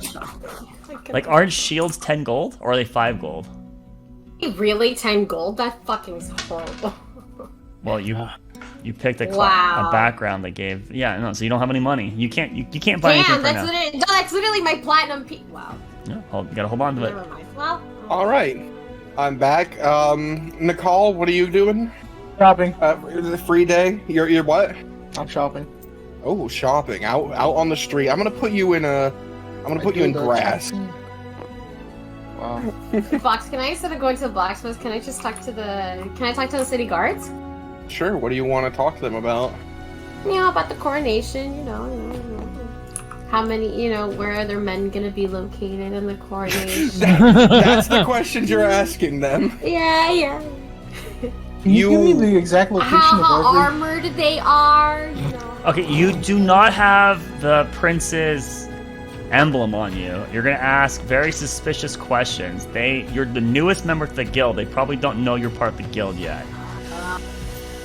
Do you want to walk up to the guards who are suspecting a terrorist attack and ask them, how well armed are you guys, and how armored are you, and where are you weakest? I'll put tabard and pick a fight. Okay. And Sadak, where do you want to be for the day? I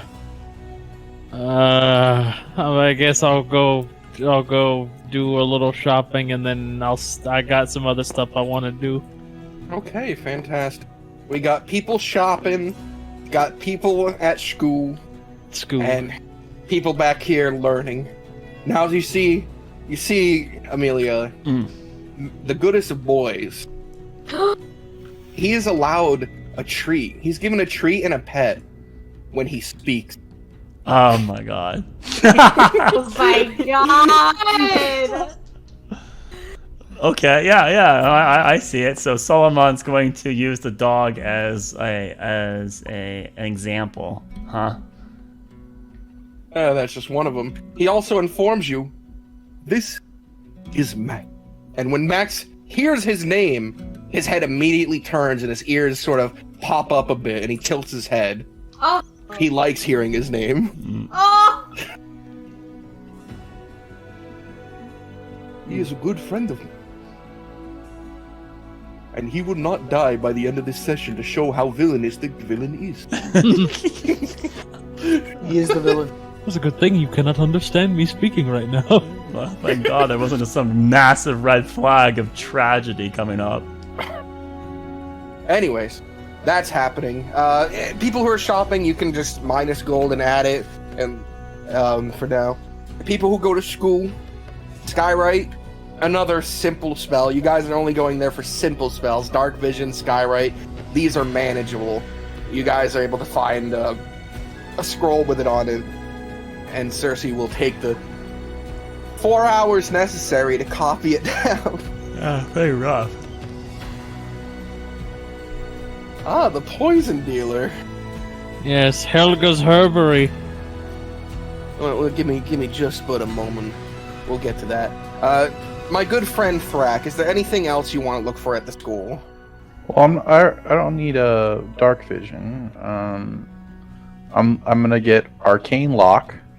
Ooh, arcane lock. That's a fairly simple one too. You're asking for good simple ones. It does have a gold component cost to use it. I know. Okay. I know. Okay. 25 gold, but it lasts forever until it's dispelled. I don't have to worry. I don't have to keep casting it every hour. Do you? Gosh, I mean, that's a second level too, right? Yeah, but it's only 2 minutes for him because he's so. Yeah, I'm just good trying to at think of his this. funding here. Okay, that's that's 100 gold to get that, and he's gonna spend 25 gold to use it. So. That's fine. I mean, this is my money. Yeah. Before he goes asking you to borrow some more. I still. That's only 100 gold that it takes. I'm trying to think if I want anything else. Just go to somebody else. I'm still looking. I might look for something else. Oh yeah, you're still looking. Yeah. I'm going to the books. I'm reading. Well, read faster, motherfucker. Alright, anyway. My Nicole, book says. Nicole, what are you buying? How much would a bag of holding be? Well, it's a common That's or it's uncommon. I magic think item. It's a I think it's wondrous item. So I think it's No, uncommon. wondrous. It just means that it's a category that's not uncommon. armor, ring. It means like where do you hold it on your person and put it on yourself. So wondrous is anything that's like basically you don't wear, right? But it's not a weapon or. So that's a categorization. That's not. It doesn't actually mean anything about its rarity. The rarity is it's an uncommon magic item, which means for the DMG it should cost anywhere from like 51 gold to 500 gold max, right? Unless magic is incredibly rare in the world and there's not a huge amount of people making magic items, thus making it a very niche market, then the DMG inflates the cost a lot, right? Or the DM inflates the cost a lot. Bag of hold. It's relatively difficult to find. I'm getting that it costs 500 gold. Max cost. Okay. Uncommon is anything from 101 to 500, but it specifically puts bag of holding as a 500 one. It's a good Alright, so item. I It's gonna can't afford definitely be in that. like consistently high demand too, because of how just good it is for even a normal person to have it, right? Merchants and things of that nature. As I'm But, flipping through the books, Yeah. book and book and book, I'm like, oh wow, man, Booming Blade. That sounds fucking badass. Blade Ward. Oh, but then I see one that stands out amongst all of them. Yep. What? A level 1 spell. Mhm. Speaks to me in ways that I can't explain. Catapult. Catapult. A simple spell. One of the early offensive spells that a lot of these casters learn. A simple enchantment for an object to move at a will. I'm going to write that one as well. So I'm going to spend 6 minutes. And we'll just say you went out and bought a sum of ink before you arrived. That happened. Correct. So I Exactly spent what you need. 150 gold, and I'm also going to buy 25 gold. I'm going to tell them to crush up some of my coins into 25 gold worth of powder. Sure. So a total spent of 175. I'm still good. It's the life of a wizard, dude. Yeah. Life Actually, of- 185. I'm going to buy some... Incense. What flavor? What Yeah. flavor? So you're gonna get an extra supply just in case. Yeah, Matt dies twice. yeah. So I'm gonna have 20 total. But what flavor of the day? Let's go with Peach cobbler. bubble gum. Oh, bubblegum. Yeah, bubblegum scented incense. Yeah, that's it. Bubblegum. 10 gold worth. Good God, that. Oh man, what will mouth be when that happens? Oh. All right, Or that's partial my, that's spider my day. legs coming out the side. This Oh man. Oh, do I see point caster in the? No, you don't see him just wandering the halls or anything. I do look for him as I go in. How aggressively do you search? I mean, for him? I don't aggressively look for him, but I am, as I'm walking towards the library, on the lookout and alert for him. Right, so in the event that he happens to be in purview, Yeah, great, but you're not investigating for it. No, if I see him, I'll note it. Tell me. You don't see him on the premises. Okay, good. Good. Good for him. Good for him. Yeah. Why? What was your intention? Don't worry about it. No, I want to know. What was your intention? Oh no. What was it, huh? Not sure. I want to know what your intention was. All right. You don't need to know. Arcane lock. Yep. You have arcane lock now. Yeah, you'll see. You'll see.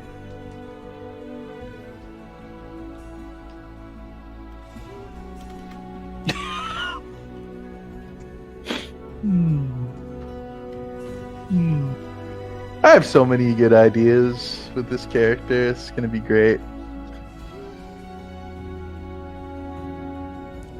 Yeah. Okay. Moving on. What was it, Sadak? You were intending to purchase? I bought a grappling hook. And how much does a grappling hook cost? 2 gold. Wow. That's a whole bunch of gold, man. Are you sure you can afford it? I already bought it, and I'm making my way to the poisoner. What a The- rich man. That's I did not. Helga runs a stand-up business, not a poison And she's shop. an herbologist, is what she is. Yeah, herbologist. That happens to also have to study poisonous plants at times. Yep. She's a master herbologist. Not as good as Durnatel though. They got some crazy shit over there. She's the best. Whoop. Uh-oh. Failed image. She's the best. Don't worry. She's the best. All right. So, entering her fine establishment, her lovely abode, her plant shop, you are greeted by the large overgrown plants of the area, the sort of hanging ones from above. The front desk seems to be currently unmanned, which means you could just take all of it on it. You could just grab it and run. Why not? Right? Oh, there is a little bell on the desk. Ding ding ding ding ding ding. That many dings? Nah, Are you just one. insensitive? Just one ding. Are you insensitive? Just one ding. Right. You hear from behind the doorway a familiar voice. Just but one moment, please. I await one moment. You'll wait hundreds of moments. Oh my! This is what it takes to be a purveyor of Helga's herbery. I bear it. All right. After some amount of time, she comes out from the back room, and she smiles, seeing you again. Let's just throw out.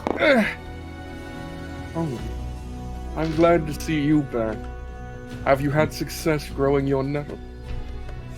I have.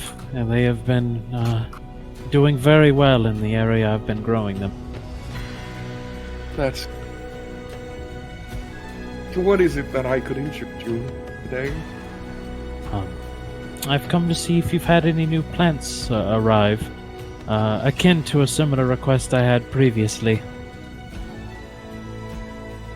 Unfortunately, you're not the first to come looking for such plants. Things are moving in strange ways. My entire provision of plants that could be used for nefarious means were purchased but one night ago. I see.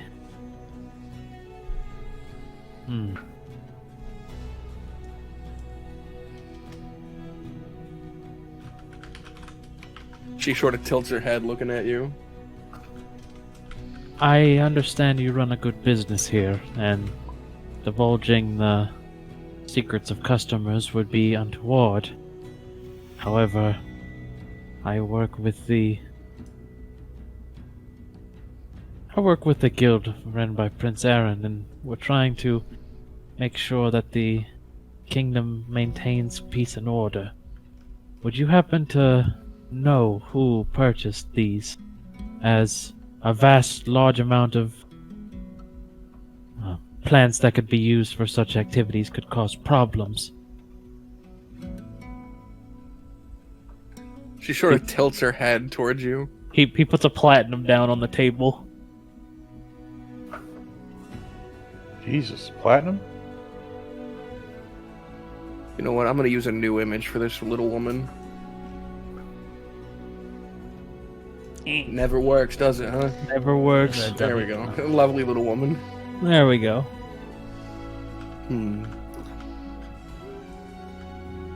She places her finger on the platinum, but then pushes it back towards you. Unfortunately, I don't normally ask the name of those who purchase from me. But given you're retired, I'd assume that you have a lot in common.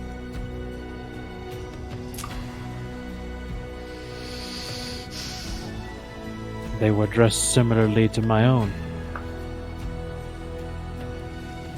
Perhaps a bit. You cut out there, you said perhaps a bit older.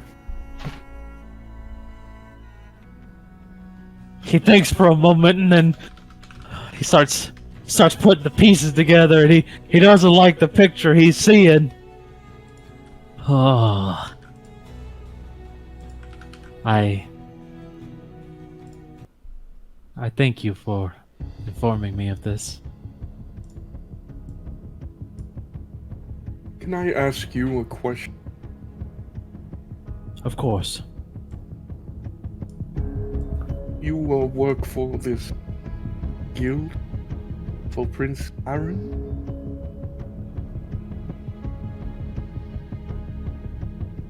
Yes, that is what the individuals who signed up for Prince Aaron's guild. Do you work for them first and foremost?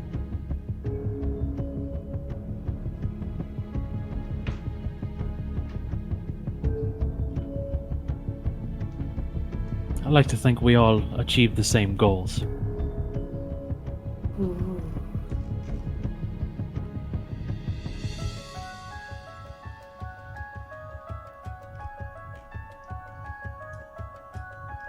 I find living in the big city, it's often easy to forget where one comes from. Who's one's people.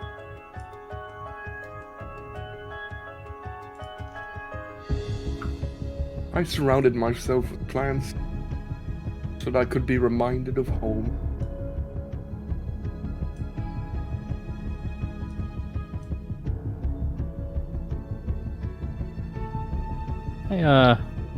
I think for a moment. Is there many furbolgs in Arendelle there, Bossman DM? Many? No. But they are drawn to the tree. They do like it. There are some in the air. I'm gonna Sidak thinks for a moment before this furbolg would feel a twinge in the back of her neck. You'd watch her reach back as if to rub it away. Yeah. Helga, I'm speaking into your mind right now. Is there something I need to know?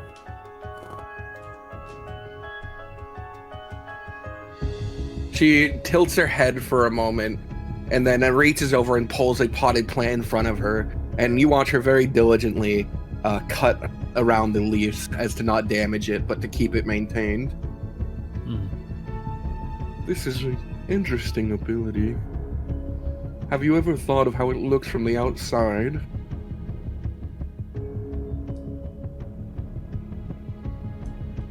standing here in silence, staring at one another.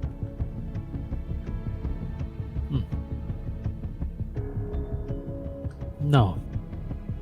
I generally don't use it in this way. I look down at the plant, and then I speak aloud. But that's the proper way to do that. You must tend to it with great care. Creepy, dude. As for what we were discussing, this is back in the head. Unfortunately, I would need to know what it is that you hold dear. I don't know if there's anything I need to tell you.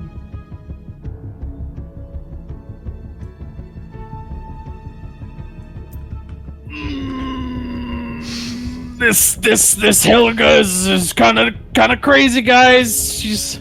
She knows a lot, I think, and is not. Oh, she's been geez, dealing guys. with assassins, of course. She's just a sweet gardener lady. She's clearly like, she might not even be your little furball. She might be like a plant from your freaking Corvair, dude. Like, or she could be a plant from the Royal Assembly, and they're actually using this entire thing She's as a not test. a plant. She's not a plant. No. But like, I mean, like part of the Queen's. Oh, a plant. I get what you're saying. Yeah, part of right. that group, right? Like, there's so many possible layers, and you're in the 007 world. So yeah, you gotta take it very carefully. The fact that you showed anything now about this, like taking it like that you are, could have already shown part of your hand to your opponents. This is really not sketch. necessarily. Oh boy, be careful. I called her, and she responded. Careful. Be careful. Dude. Yeah, But yeah, I get I'm it. It's a aware. rough situation. Yeah, and you're already. Yep.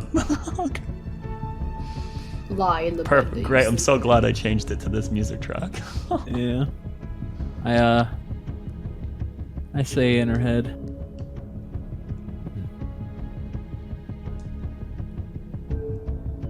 I follow the path that keeps myself and my family safe. And right now, I side with Aaron. You watch her eyes go from this sort of pleasant, sleepy expression to narrowing while staring at you now.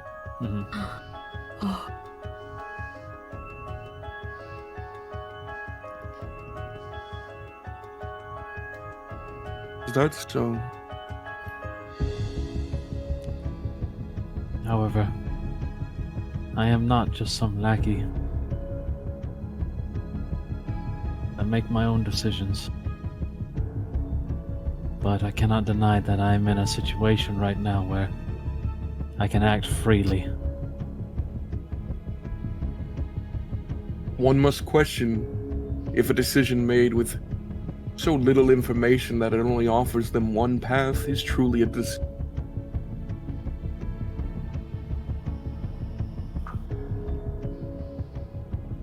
I believe I'll be closing my shop. She says that out loud as she cuts one of the leaves off the flower in a way that would actually damage it a bit. Yeah. I see. It is getting quite late after all. But I do wish you all the best. You misunderstood. I believe I will be closing my shop and leaving soon. This place offers no respite to a lowly herbalist. Not anymore. And all my friends, those who would discuss flowers with me, are slowly disappearing. One by one.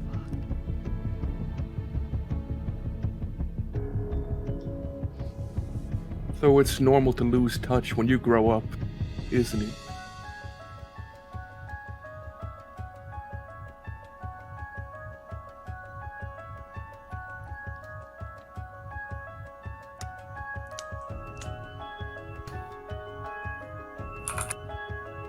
She sort of tilts her head for a moment. No one will buy this plant.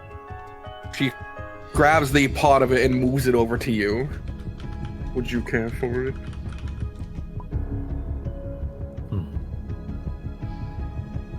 I will take care of this plant. It still has potential. With enough care and guidance, it will grow. Her eyes sort of sink back to their sunken state, her sleepy expression. Well, I do wish you luck. Not everyone has a green. Some people are just born with it. A connection to nature.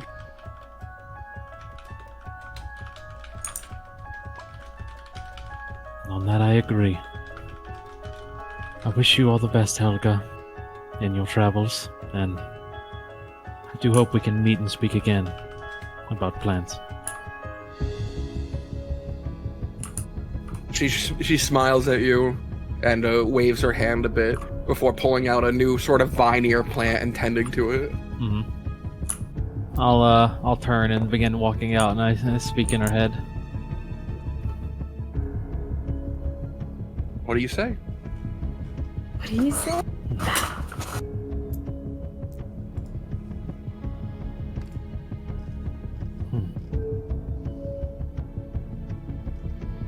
Be safe in the coming days, and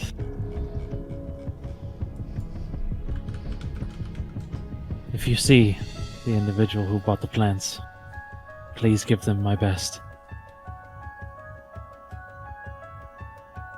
You close the door and walk out, and as you're heading down the street to return to the keep, you hear in your head, "You too. The Corvair seem to be disappearing quite frequently nowadays."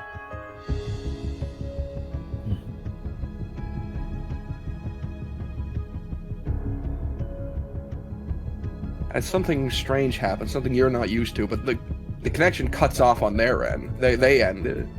Oh. Have I known anyone to do that before, Sir DM? I don't think anyone you've connected to has been the one to end it. I think you've always gone out of range or ended it yourself. Well, he'll make note of that.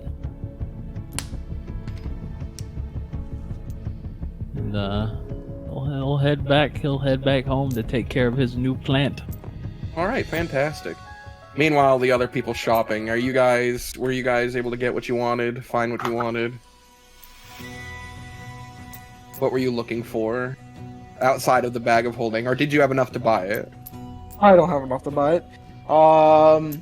A +1 armor. How expensive is that? I saw that was 300 on the list I was looking at.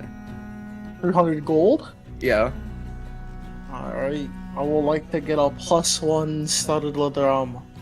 Sure thing. It's gonna be 300 plus the cost of the armor, I suppose. Which is what? 345. Yeah, 45, yeah. Which basically is 34 plate. Yes. With a little extra on the side.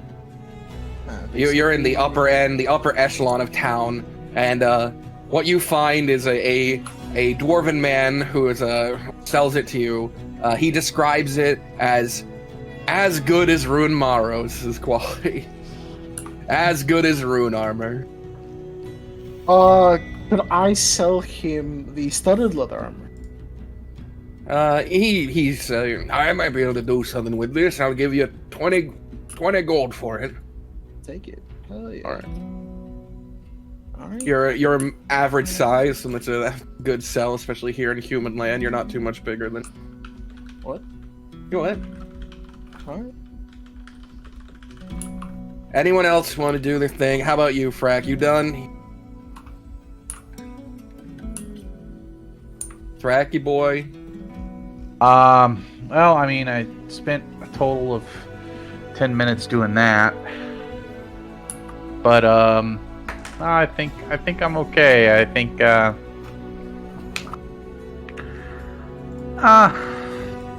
would start prying into the whole horn thing, but I think we've Horn. made up our minds. Oh yes, that horn. Yeah. I don't. How would you even begin to pry? Yeah, there is no beginning with that, so I'm not even gonna try it. All right. I don't want to go back with stupid. I'm gonna wait until Solomon's gone. Oh. All right, and back at the keep, we're just going to time skip a Sure. good deal. You've had a chance to pet Dog. You've seen Dog. Dog is in fact better trained than you. Dog speak. Dog do trick. Dog lay down.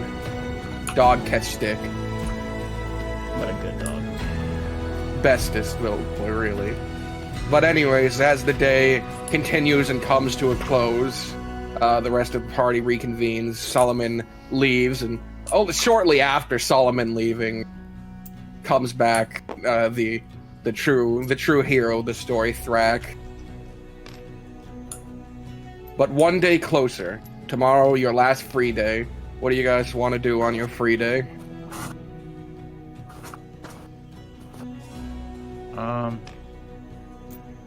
This is like a full day.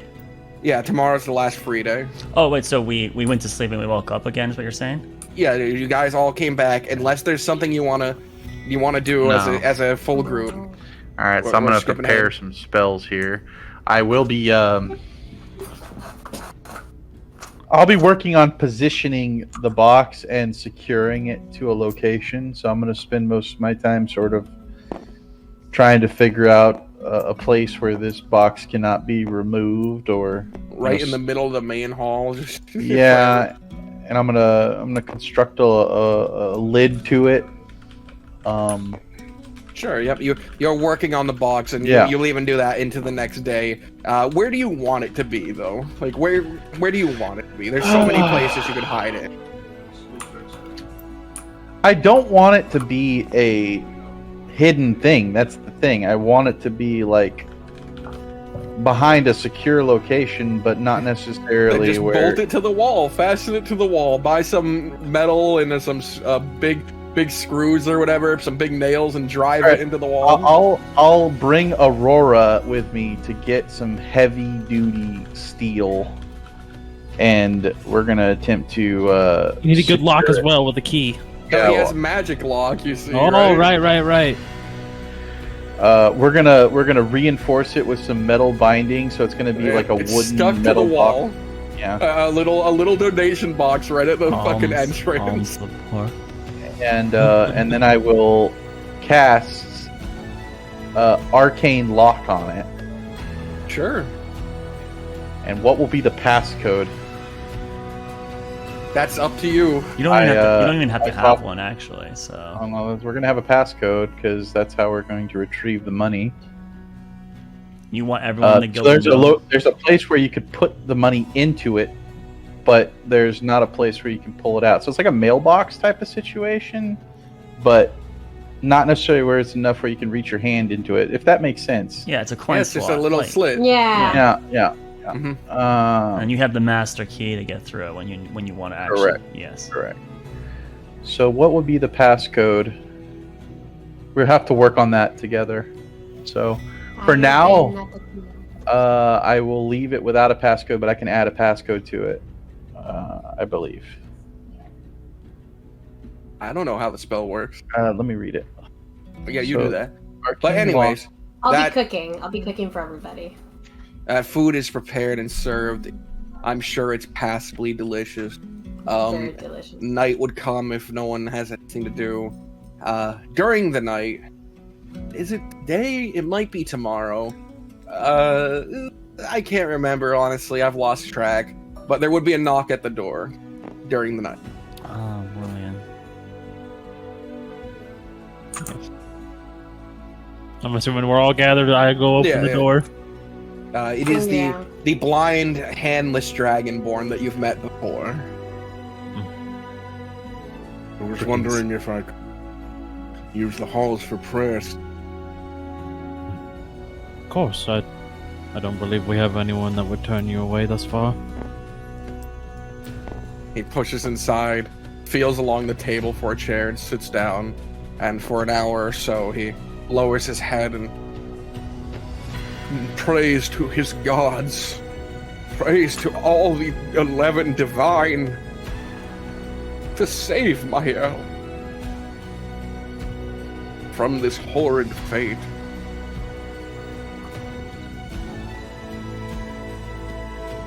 while he is praying. Everyone else is enjoying the meals that was made by Aurora. He does sort of clear his throat near the end. I thought it would be prevalent that I told you. He speaks up, sort of announcing to the room. Your guild stood against the Inquisitor a week ago. I believe, against his attack on the ball. Correct.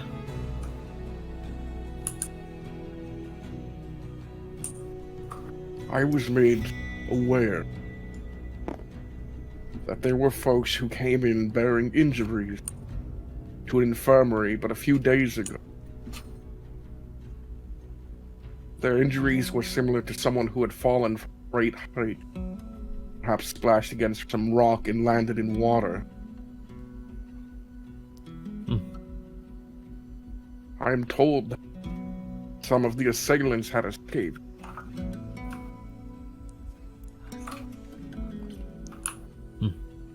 Those two they were moved. They left the city. They traveled to Wolholm to seek medical care.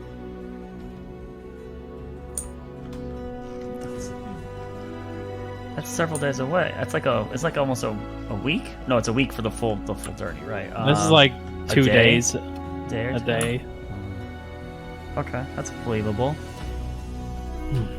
See. I thank you for telling us this information.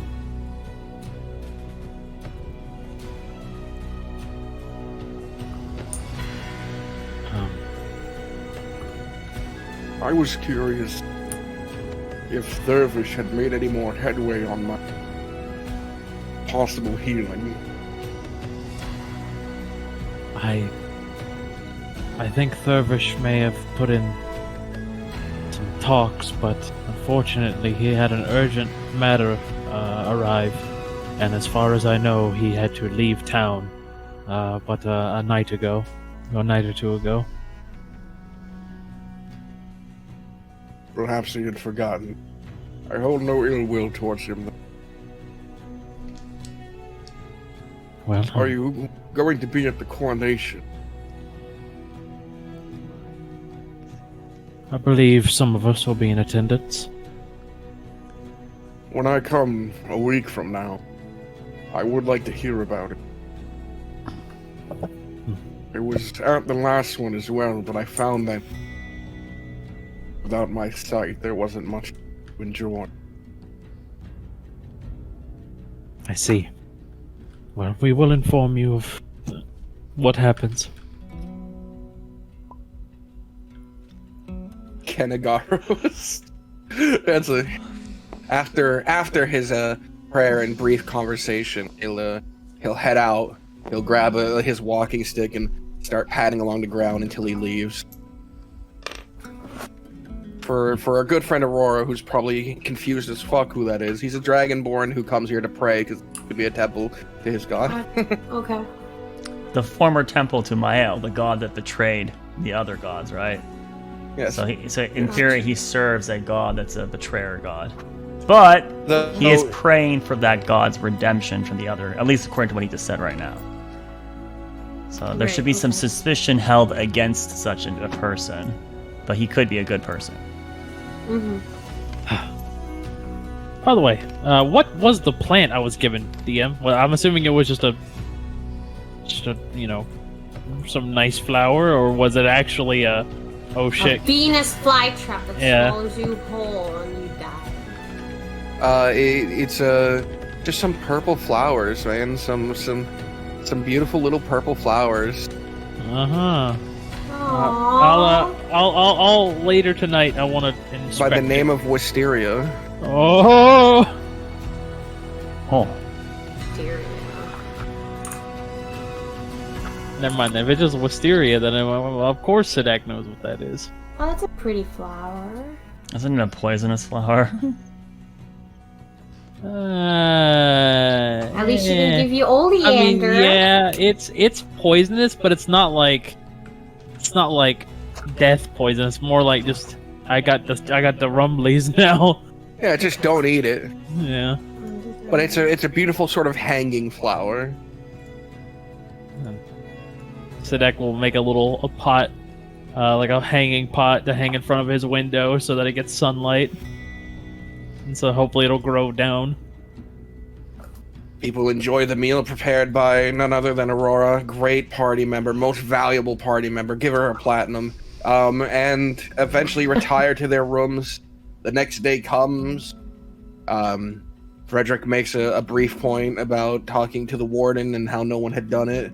But then he says, but I'm not going to. he seems really inclined not to. And he heads out. People begin their days. What do you want to do on today? This is the day on in the afternoon. This is the day prior. Oh, so we have one more free day. This is the day, yes, and then the next day is when it happened. So today is the day we go talk to the warden. If that's what you want to do. Solomon comes over and starts teaching Amelia again, like he does every day. Max is with him, of course. Yay! Right. He was a good boy. Shall we go speak with the warden? Sure. Alright, make sure you get that emblem back from our good friend. Anais. She would slide it across the table towards you. Thank you, Anais. And you get informed that down at the docks there's actually 3 royal ships in the dock, 3 big galleons. Okay, well that is 20 guards and Anais. And Zeke. And Zeke. Yeah. The hero Zeke. The hero Zeke. Why do you say it like that, Aurora? You don't know Zeke. He's a good guy. And Zeke. All right. Off to the speak with the warden we go. Does Thrak, do you go? Aurora, do you go? Yes, sir. Nicole, do you go? Yes, I do. Fantastic. All right, the 4 of you press out and head out to the outer rings. You arrive at the keep walls, where the main guards would stop you, but you present to them your signet,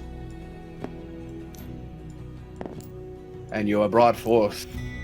For now, we're just going to use the forlorn keep as the jail. Excellent. But there's the party. All right. Your group heads in. At which case, the door opens and Marcus steps out. He approaches you. What? Are you here to question someone again? No, Warden Marcus, I presume, yes? Correct. I assume that you two are with the guild as well. Indeed. We come to inform you that we would like to, on the day of the coronation. He holds up his hand. Can we head to my office then? Sure, if that makes you feel more comfortable. All right. He heads in. We go in. We go in. I ready my mind blades. Do you summon them or just? No, of course not. All right. He pulls you into a room, and he shuts the door. He then grabs. He looks. You watch him like go to the cabinet, lean down, and lift it up. Look under it, and then he moves around the entire room, sort of doing this.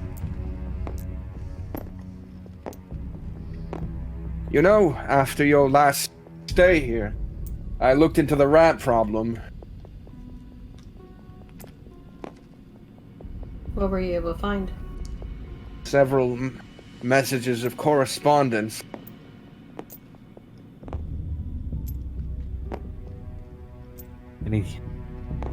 Anything noteworthy in these messages? Some people move from 2 to 3 on the layers, a bit higher security, so that they're less likely to. More importantly, he motions his hand to Nicole.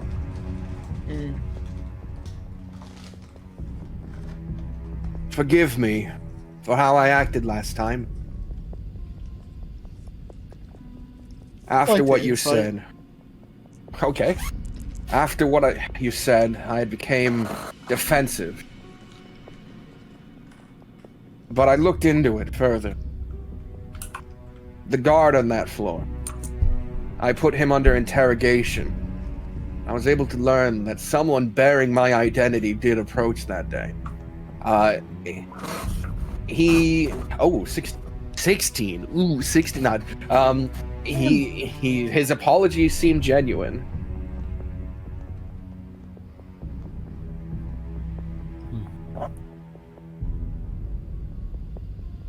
Someone did infiltrate the prison and make out with some information.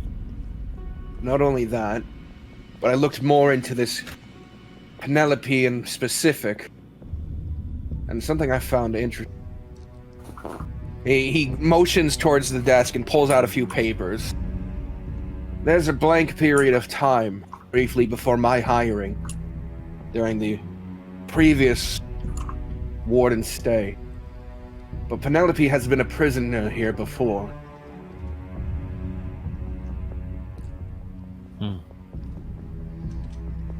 Then there's a blank, and suddenly she's back on the street. I see. So you're saying there's potential that the prison may have been infiltrated before then? That seems to be the case. I knew the previous warden to be a scoundrel who would take bribes. It seems that something else was going on. As of the sits, I've replaced the entirety of the guard here. People I've vetted personally. Well, But I'd have to admit, I was foolish to brush you off. well, this makes this next request somewhat easier then. On the day of the coronation, we would like to help. We wish to keep an eye on the prison and make sure nothing untoward happens while the proceedings are occurring. So you believe there'll be a breakout attempt as well, then? Amongst other things. I've gotten word that people were in our sewers but a few days ago. That people had motioned back and forth. It seems that these are where the messages come from. I had some guards go down there to try and clear out the rats, but they know to avoid our uniform. See. I'll gladly accept any help you offer.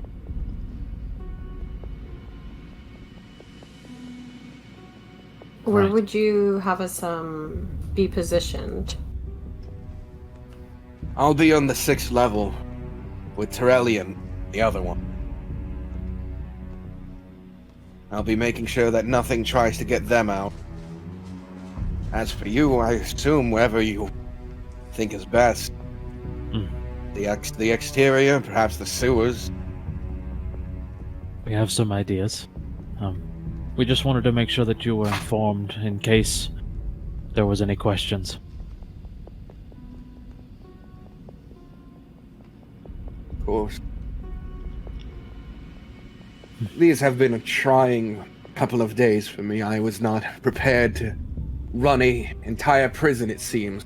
Especially not one seeded with corruption. Yes. If I may speak plainly, Warden, I welcome it. it's entirely possible that you're being used as a fall man. Briefly appointed just before the inauguration to a prison that's rife with corruption, where there's already been integrations of corruption, and it works too well.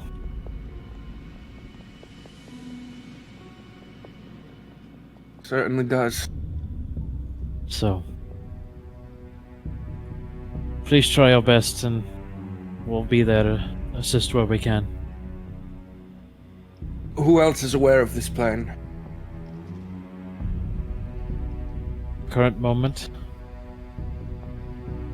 the guild and yourself, though there are others we may discuss it with, but only those who have been vetted.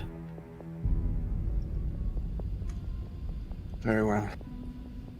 I'll try and keep it amongst myself, perhaps even a few of the higher rank. For the most part, as long as you have that seal, you'll be free to walk around here. Oh, does anyone have anything further to add? Not really. Right. Well, thank you for receiving us, and for the both of us, I hope everything goes well tomorrow. As do I. I would hate to become a fall guy for some bigger conspiracy. Years of heroics down the drain. A few nobles' action. Right. He sits down and looks over the paperwork.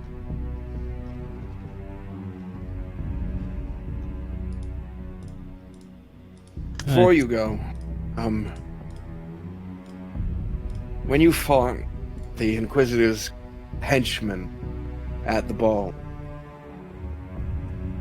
was there anything human about them? Were they able to think and speak on their own? I'm assuming we all think back. Did anything like that occur? Do you need us to roll or something? I don't recall if any of the goons spoke. They did not. Yeah, I They don't were think quiet, they spoke. autonomous the entire time. But They, before Penelope's memories were wiped, when she did wake up after the sleep spell, she did start going, "Where am I? Get your hands off me." And that's just before her memory got wiped. But does that mean she was still afflicted with a charm magic or not? We don't know the fullity of it, but she's the only person that spoke. Besides any maybe mumbling of incantation required to do things like vicious mockery and shit. During the event that was taking place, they were quiet. They did not speak besides the mutterings of spells, but... Vicious mockeries were done with just the instruments. Oh, then I exonate that previous statement and just say that, no, during the event, they did not speak. They merely acted. I'm just trying to get a gauge on the level of mind control these people were under. Seemed advanced, I would assume.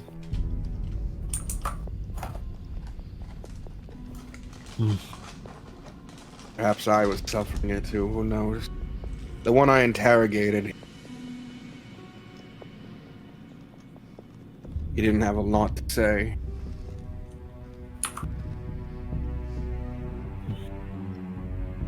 Anyways, good luck then. I'll see you tomorrow come the inauguration. Indeed. Until then. Will there be more of you? Or is this who will be accompanied?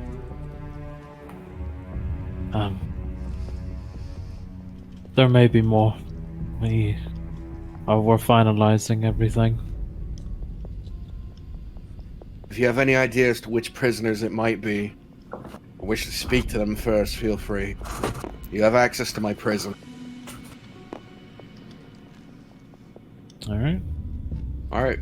Your group is allowed to leave. You exit. Head up the large chained elevator. No, you don't even have to go down to get to his office. But you guys, do you leave? You just leave? You head out? You're done? Just Are you kill done? him. Just do an early execution. Then nothing bad could happen. Oh, yeah. Are you done? Are you done? Are you done? Do you want to talk to anyone? Are you done? Do you want to go down and talk? Do you want to talk? Are you done? Are you done? Are you talking? Are you done? Are you talking? Message? Give me the message. Give coin. Give me a message. Coin? Coin. Give me a Coin. Do you want to go down and talk to the prisoners? Do you want to leave? Do you want to go down and talk? Leave? Done? Message? Talk? Done? I'm gonna do a quick up and down and just get the general layout of the prison so I know it beforehand. All right, riding the elevator down.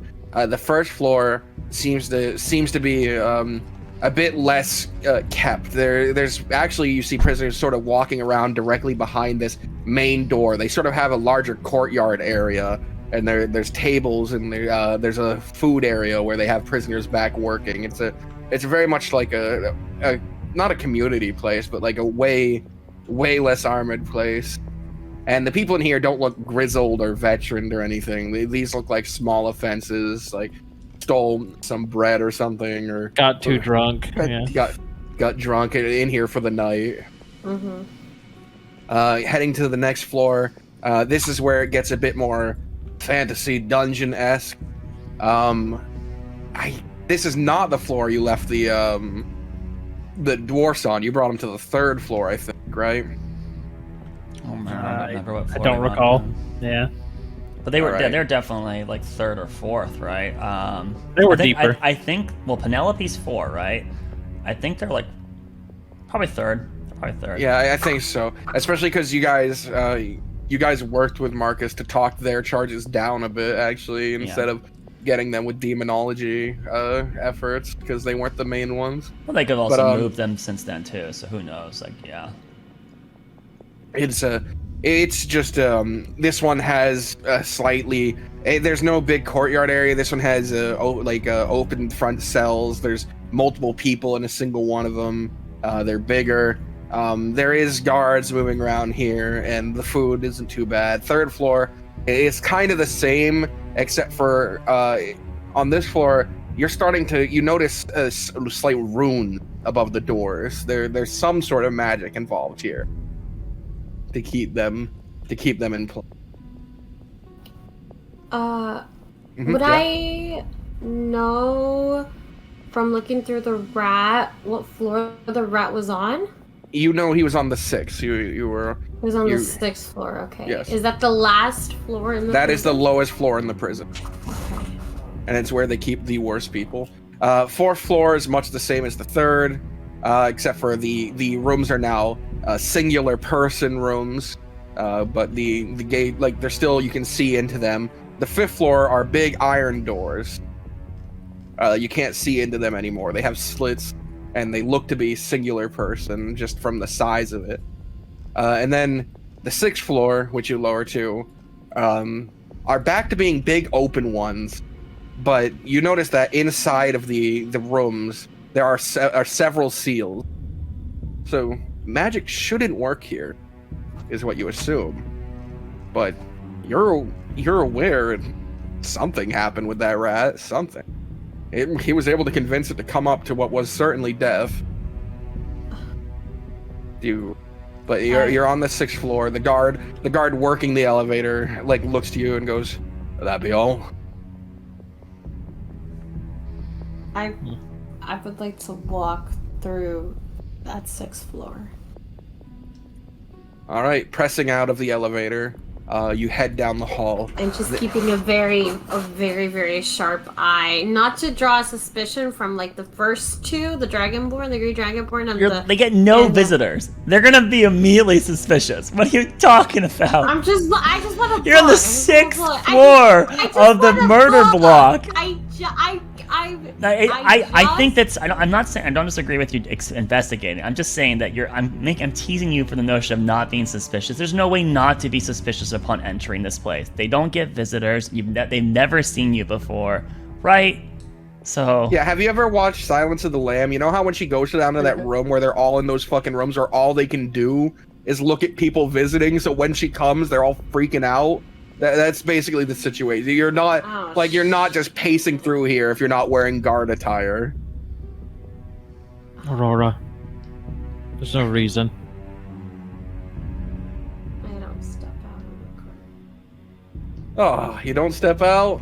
he You had don't go say hi to them? He had a whole dialogue prepared. He wanted Terrellian to say something. I'm having a friend over for lunch. I look at Sadak and I'm like, Some lima beans. there's no harm in looking. There could be.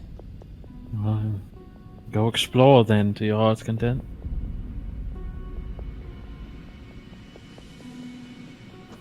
I'll do it. I want to walk. Sure. I want to walk. Can I get the whispers and have you move towards that cultist and get your head bit? I mean, I will walk. All right. Hey, and then you guys have to deal with the Raging Barbarian. GG. No, it's fine. It's fine. Everything is fine. We'll just take the elevator back up and leave you down here. Don't do that. I think that's a great idea. Yeah.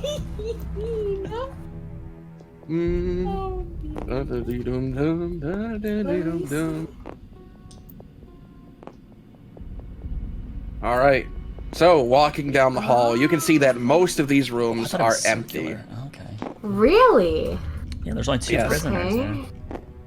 Yeah, Not a but lot of people here. as you get to the halfway point, to your right, you do see the man who had eaten the rat. His emaciated form hung up by two chains wrapped tight around his wrist that has these sort of bolted in things. Because his hands were cut off. He has no hands. He has these big metal stubs bolted into the top of his wrist, and those are chained up. And as you approach, he looks up at you, but does not speak. I keep walking. All right. The next set, have nothing, and then finally making it down. There's a familiar-looking cell, though you start from a much lower perspective. As the green dragonborn hung up, looks up at you. Oh, hello. We don't often get visitors down here. Just passing through. That's not a a- rare occurrence as well. Shush, no commentary. Passing through a dead end cell block. Shut up, shut up. Just coming by. Don't mind me. Look, this is the end. You know what I'm saying? Oh, wow, this isn't to the bathroom. What am I doing? Go keep. I Go got keep that lost. Am I to assume you are a new hire here?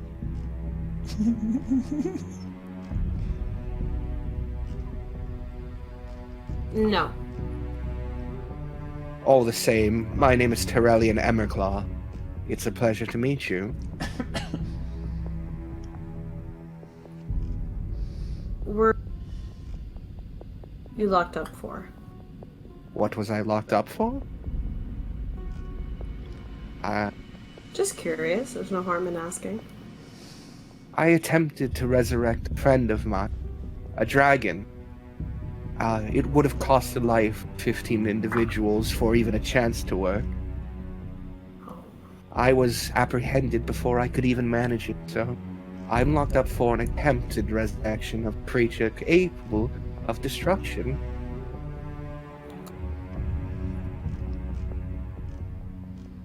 And what is it you're down here for?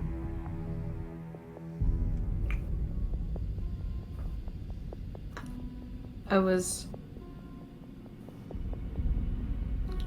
just looking. For what? You know, just perusing. People have a goal when they peruse. You window shopping, perhaps an executioner. Are you coming to see who you would kill? Sure, let's go with that. Then, if I may, he leans his head back a bit and doesn't point. Yeah, actually, he'll point with his finger down towards his neck. The underside is soft. I know they'll have me face down when the swinging comes, but if you could instruct them to roll me onto my back, it would be easier for me to die. I'll let them know so that way, you know, your wish is respected. What is your name? Hildegard. Hildegard. Hildegard? Where's that from?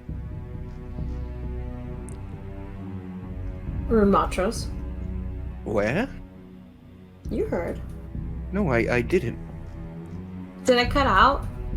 Rumatros. I don't know a place named Rumatros. Yeah. Perhaps new. Where do you hail from? Me? Yeah.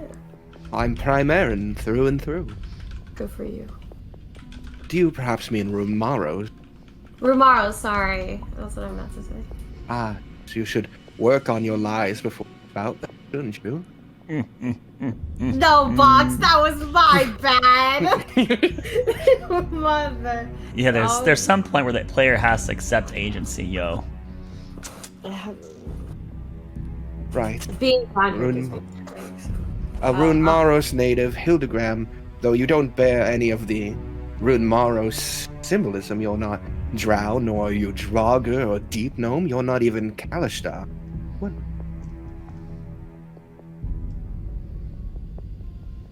Would you like to be honest with me, or do you fear me? I promise you, I can cause you no harm in my estate. I just walk out.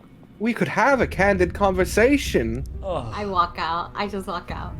I leave him on red. I walk out. Got called out, couldn't take it, and left. No, because Nothing, I nothing actually- bad could happen. Goes down the dead end, just passing through. Then realizes, oh yeah, bad things could happen. As you're walking away, you hear from the end of the hall, "Have a pleasant day, Hildegard." Keep walking. Can I take some sort of investigation check as I'm walking through the empty cells, including the ones that are with vacancy? What do you want to investigate about them? It's just looking at how they are, if they've been empty for a very long time, or have they been recently, if they had prisoners before, but they've been removed. You would see that they are stained with old blood. Very old though, nothing newer. It just seems like they don't care to clean it up down here. The runes aren't affected by the blood. But you return towards the elevator. What do you want to say to your intrepid party? There's a lovely dragon fellow over there. I'm assuming that it went lovely for you. It went peachy. We go up. All right. The party goes up and exits the prison. They return to their lovely abode. Just late enough so that Solomon finishes his teaching session with Amelia. Because Thrak hates him so much that Thrak keeps the group up just a little bit so that he knows Solomon will be gone. What a pleasure. All right. So then, the party reconvenes. I assume you blah about what happened at the prison? We blah. Bleh. Except for you don't blah about your conversation with them. No. How embarrassing. Well, then- Right. Everyone get a good rest, and that way we'll be able to tackle tomorrow with a good head. Sure. All right. Does anyone want to do anything before the rest and the speed to tomorrow? Yes. What do you want to do, Amelia? I wanna spar with Anais up front at some point over these last few days. All right. Sitting down and doing lessons all day is gonna get a lot of pent up energy that needs to get some out. You have an hour in the middle of the day where he lets you eat and do other things.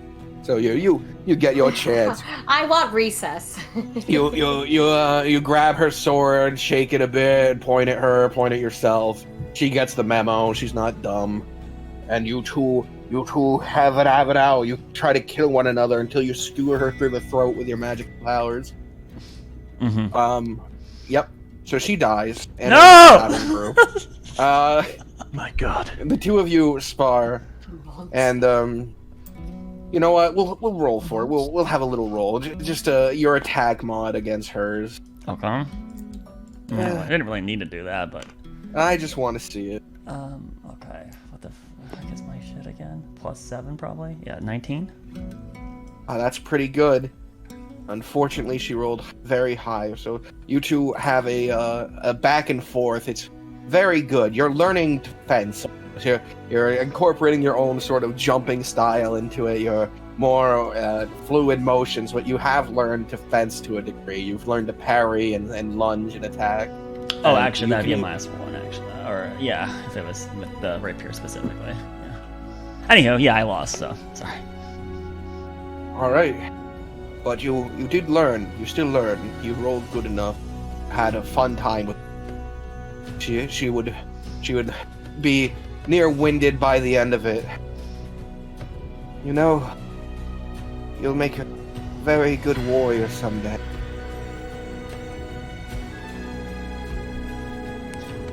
If you learn to talk. I would like to take out the fruit that Jeremy gave me and present it to her. She would grab it, confused, look it over, and then point to herself. For me? She'll nod. Then thumbs up. She gives you a thumbs up in return and then puts it in her mouth and eats it.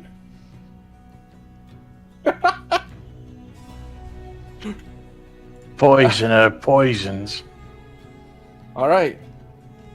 But after that, you return to Solomon and Max, the goodest of boys, who sleeps quietly for most of your lesson until his Mouth name is over in the corner. Mouth in the corner, smoking, wearing like No, baggy, he's looking in the baggy corner. pants, chains hanging from it, wearing black makeup now. All right. But eventually comes the final day, the day of coronation. There's already parades in the street happening. There's celebrations going on. All your favorite food places are half price. It is a big celebration day outside. What do you guys want to do up to the coronation? Prepare my poisons. Prepare your poison. Sharpen my. Yeah, I take 2 of the leaves from my assassin's nettle. And 2? Yes. Oh my god. All right. I ready them. I try to have a peaceful day, but for some reason, Mouth is constantly around me now. Solomon does not show up this day, and Kenneth informs you, like, oh, he's gonna be busy today. This is sort of a celebration. What? And he, like, walks over to the box and big wide eyes.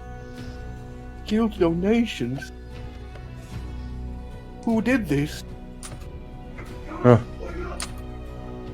Why is this incessant beast always around me? Usually... Away! What? Talking to Mouth. Mouth. Amelia comes over and picks up Mouth.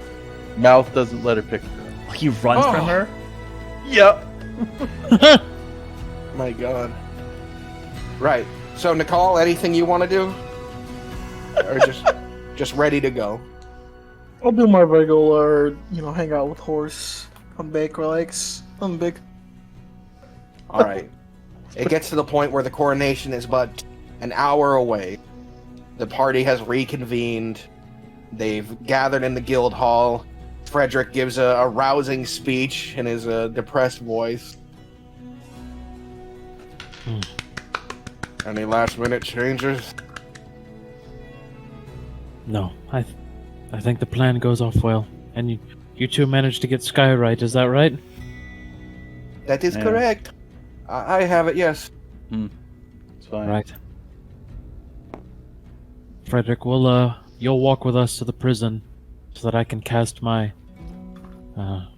connect our minds, and then from there you can walk towards a central location. I don't have a measuring stick, so I'll be but a few blocks away. What That I works. assume the mile is. It's fine. That works. Right. Everyone, be safe, and your eyes out. Bad poison. Even if your place is quiet, I will make sure ours stays the same. You do that, Jeremy. And we'll try to make it so that you guys have to work less if there's a problem on our end. And if someone does attack any of the galleons, I'm a fairly good Alright. right? Oh, the groups break off into their separate little cohorts. Hoo-yah! Separate gangs, and begin to head out. The party reaching outside the prison within 30 minutes. The crown on the other end of town, 30 minutes from being placed on the king's capable skull. What do you guys want to do now that you're at the prison? Well, I'm gonna connect my mind to Frederick. Frederick. Frederick. Check. Yeah! Mic check.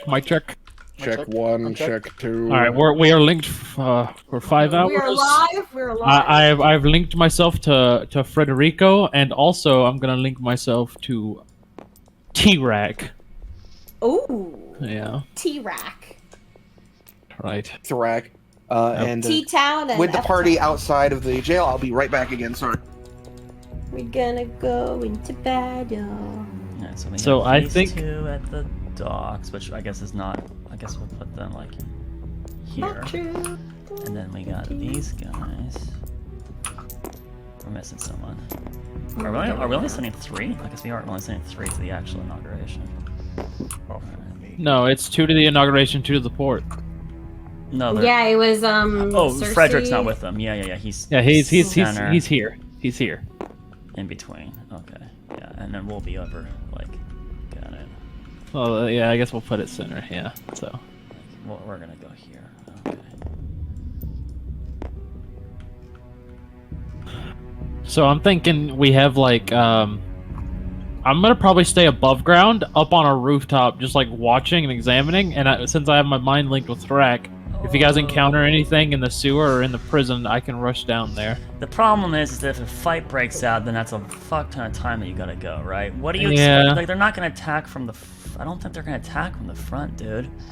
I think, like, so. I mean, honestly, the most likely thing that's gonna happen is they're going to do like a gaseous form or something and squeeze the pipe and immediately be in Ward 6, right?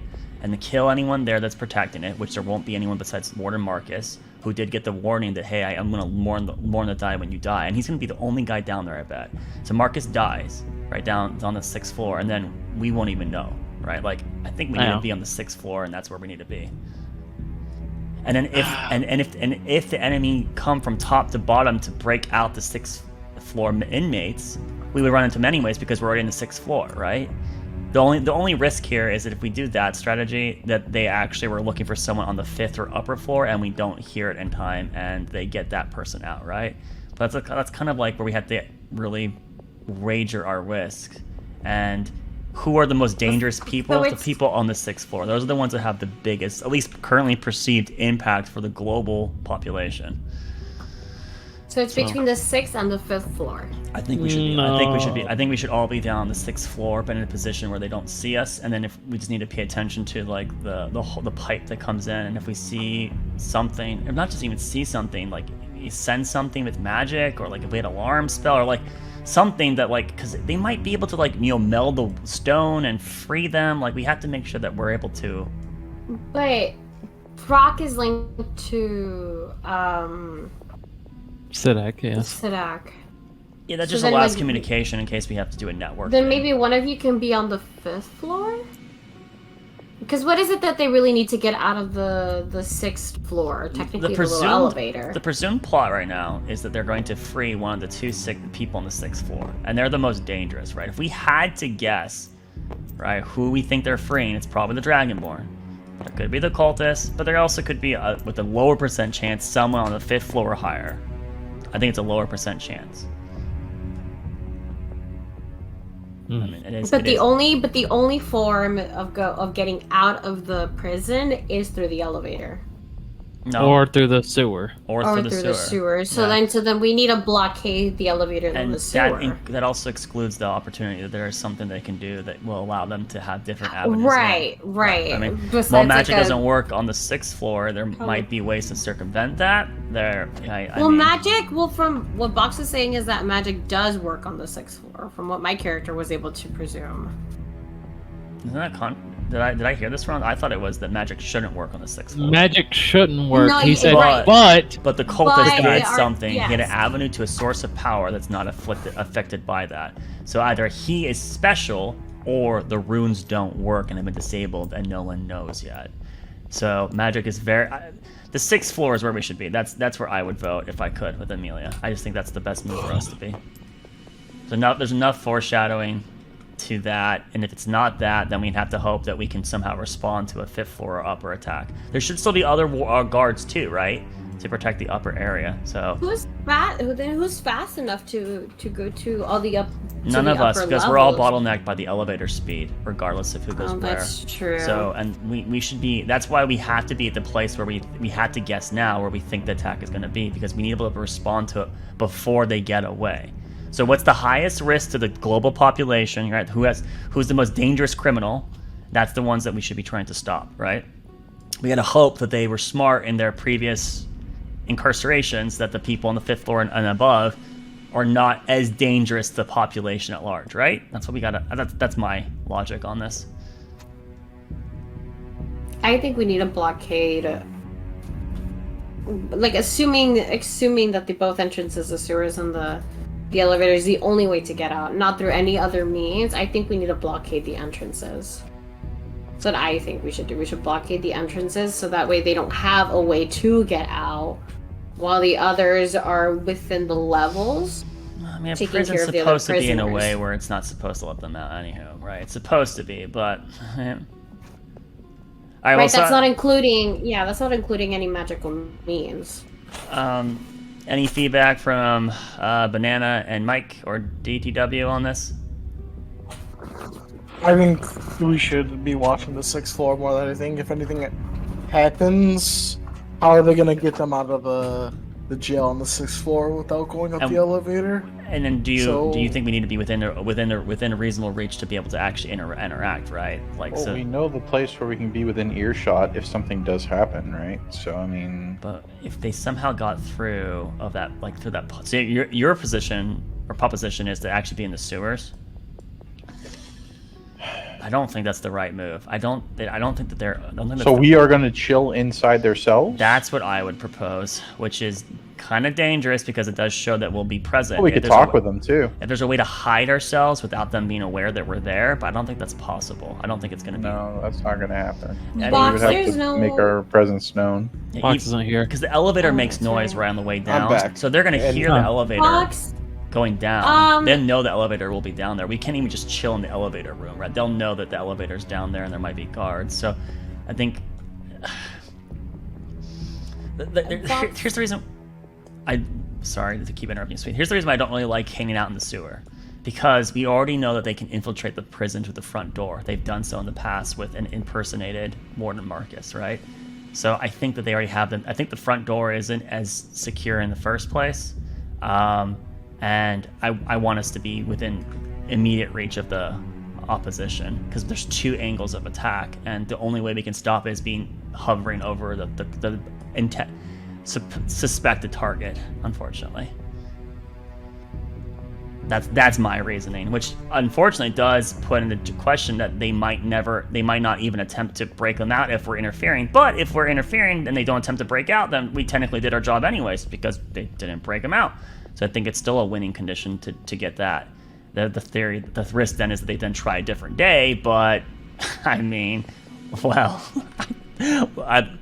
then the inauguration's over, so the guards would be back to their normal positions. Things should kind of be quasi-normalized again, maybe.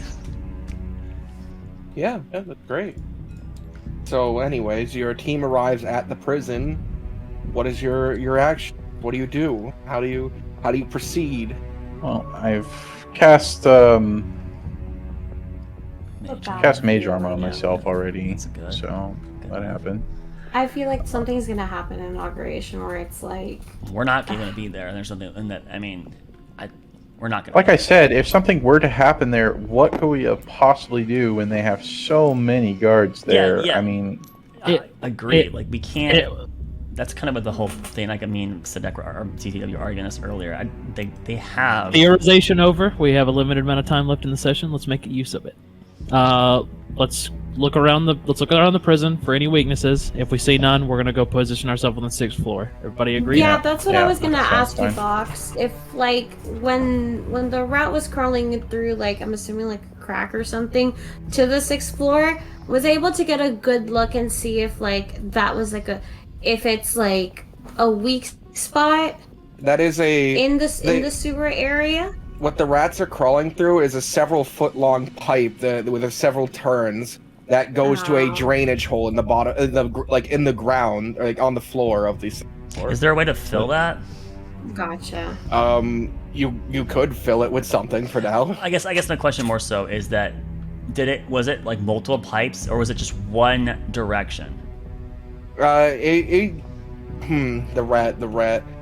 This one was probably just one pipe, but there would be more pipes coming out of the prison. But that one specific was one you could so, fill like, it. we could block that, but then the DM center's probably others they could block too. Yeah. Okay. Let's just position ourselves inside the cell.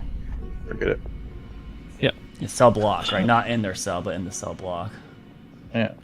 Okay. So we're all gonna be crammed in the elevator? No, we're gonna be down the cell block, I think. Okay. Because I just kind of probably the here. elevator's gonna go down. They're gonna hear us. They're gonna know there's people here. So I think we actually should have us stationed out in a way where we actually have people here and here within line of sight of each other, right? Because I'm afraid like they can maybe do an illusion like right here. Like if we were all over here, they could do like an illusion that makes it look like this is just the same space, but in reality they're behind like a curtain and they're freeing the guy and then they escape to the pipe, which is like right here, right?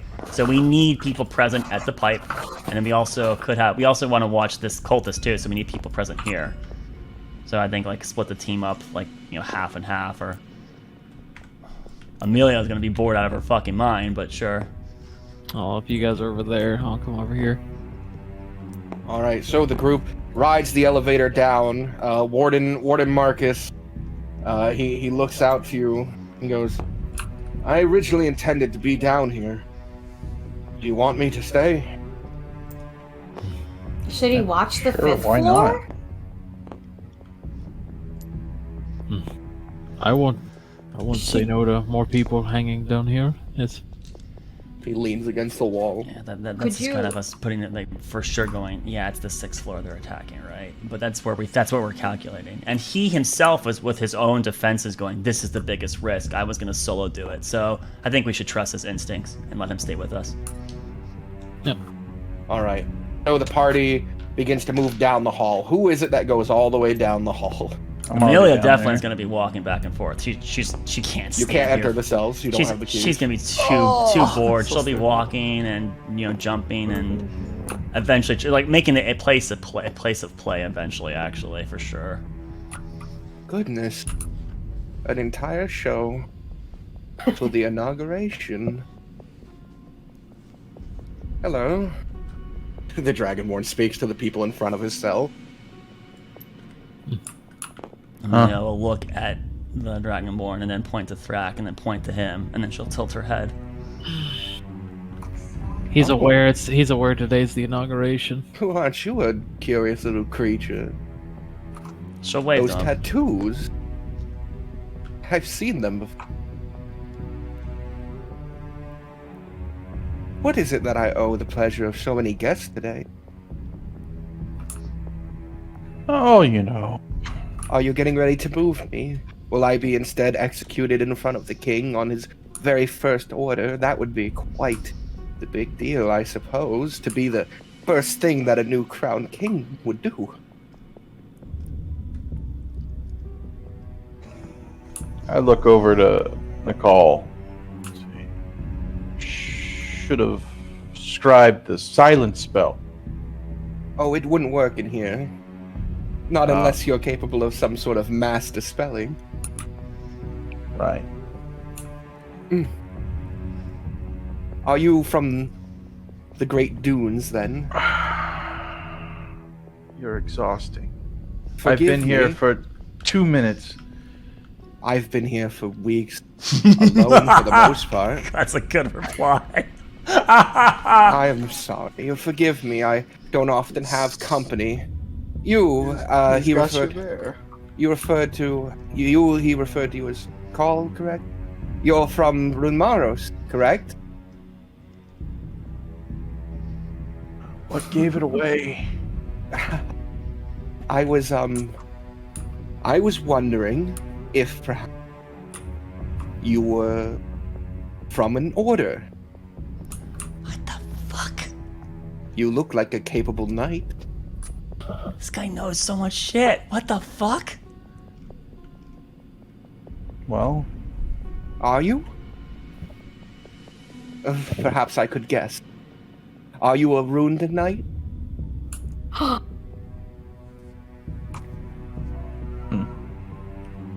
Don't play within his games. You know what we're here for. Game? You'll have to forgive me. I simply wish to conversate. This place has nearly killed me with boredom. My execution is something I look forward to at this point. Oh, that's nice. I want to insight that. Yeah.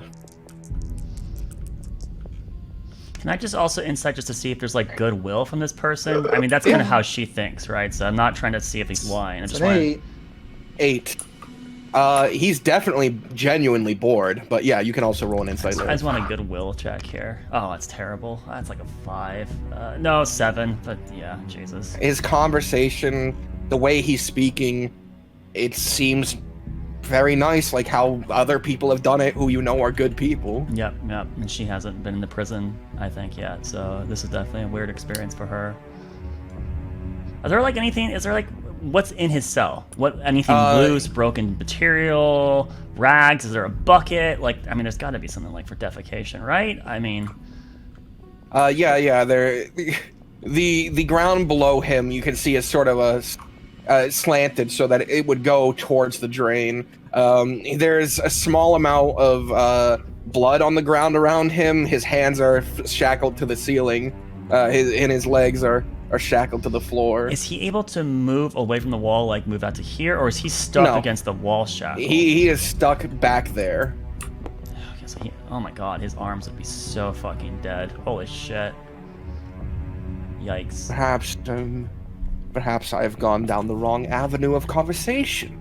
My name is Arkelya and I am a dragonborn now. I used to be the prime priest of Mael. I was Primarch amongst his holy warriors, a noble paladin for the justice of causes. Don't care.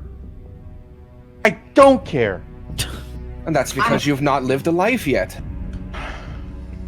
You have nothing to give me because you haven't lived. I hear him complaining. I say in his head, Threk, would you like to swap sides? Oh my god, yes. So long. No, whoa. Wait, he heard. How did you hear me in my head? No, because you're moving away. You're swapping, right? Yeah, he didn't Oh, say okay. so long, yeah. You're swapping. And I sit right here, just outside of line of sight. Unbearable. He's absolutely unbearable. You No, really Amelia is just really- squats and is looking at him. Hello. She'll wait. I was. Fuck, this is. His wrist sort of gently weighs back. Now, to what do I owe the pleasure of a visit from one of you kind?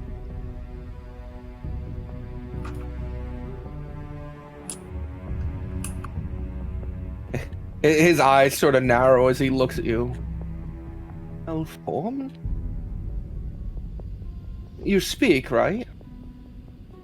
Oh, if only my hands were free, I could give you a tongue. You'd be able to speak for but a moment. Unfortunately, I wouldn't be so inclined to request such a thing. Yeah. Well. She can't speak.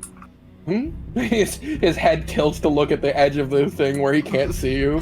Yeah. An odd accent. Hard to tell. My guess is Primerus? Southern Primerus. Close.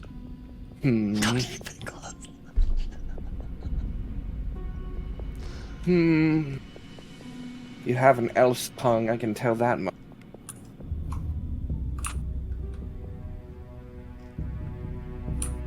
He sort of tilts his head as if listening. Oh, not much longer now until the king is crowned.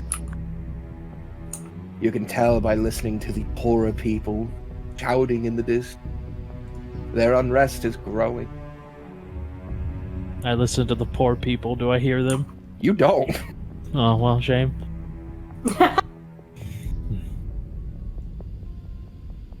Very adept hearing. Honed through silence.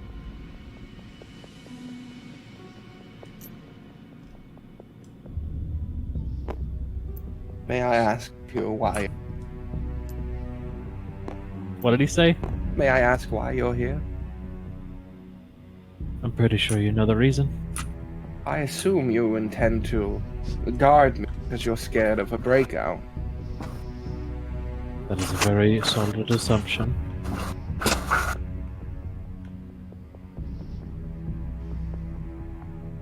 Then you are simply doing your job, but you are not dressed like God. Who are you? Just travelers. Travel. From the dune. From Runmaro. From anywhere. That. The world is vast, is it not? True. Truly true. Though travelers aren't allowed down here. No, you're of importance to be here. Are you each from a different royal family, perhaps? Is there that much investment? Or are one of you hoping to sneak me out of here so that I could resurrect your royal family's greatest patron?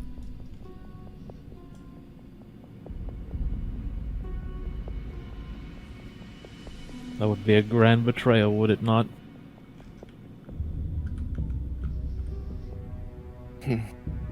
Betrayal. Betrayal, that is an interesting choice of words. It would assume that I know your intention, traveler.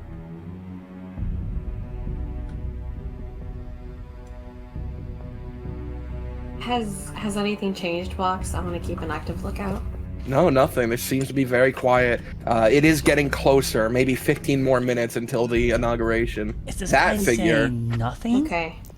He is not interacting with you at all. So And none of you. this side of the place is completely quiet, but they can obviously hear Terrellian and his entire Yes. conversation. Yeah, okay. He's being loud enough to be heard. I appreciate this one. I would be beneath begging for survival at this point, offering you that I could resurrect any of your compatriots, those who have lost, those who mean something to you. I could do so much good for this world still, because I act selfishly. I am paying an ultimate. Amelia goes up to Nicole, and then you Almost see her like feels unfair. digging through her bag just a little bit before then when she approaches you, McCall. She'll then like jump in front of you, and she has the mask on from the masquerade.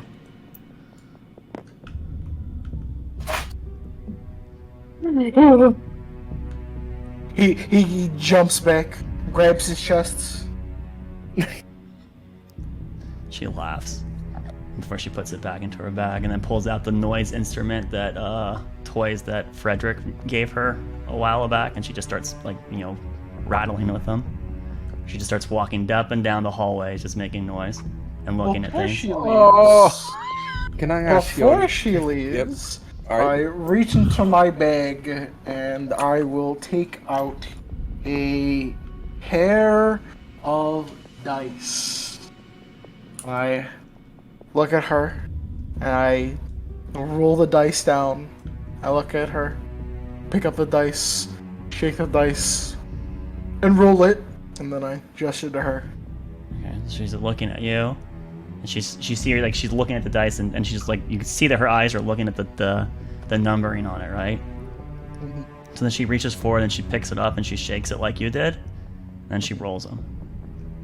Oh. Alright, roll 2d6. 2d6. Okay. Did you bring a child to guard me? 7. She has more strength than many in the city. I wouldn't. I would be remiss, child.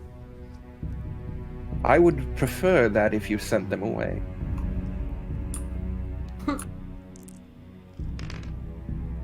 In case something does happen, such as a riot, perhaps. 'Tis fate that brought them here. They were meant to be here, then so they are. Consequences of what happens, well, it'll be on everyone else to pay for it. I don't much like that. There are people who are innocent, those who don't deserve to pay for anything. That child, certainly amongst them. Please, remove them from the floor.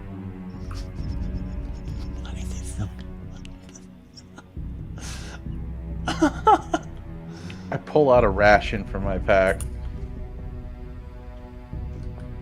And I snap into it. You're gonna eat in Chew front of the loudly. guy starving to death? Does he any reaction from this guy? His eyes have been focused on you the entire time, underneath his sort of scraggled hair, but he does not react at all. He has no hands, so he can't pick it up even if you threw it to him. Wow. What is your name? Oh, he talked? No, this is back to Terrellian. Yeah. Okay. Brilliant. Your name. Thralian, I am Sidak. Sadak, then, I beseech you, remove the child from the floor. Those amongst you have cognitive abilities to understand the dangers you've put yourself in. She does not. She is here because her friends are here.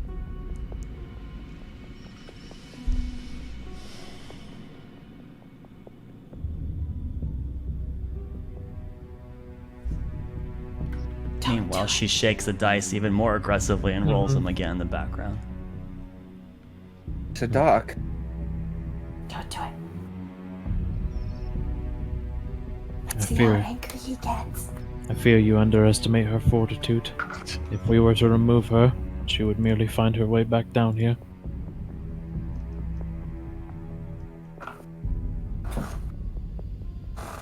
then if anything were to pass, I would mourn her loss.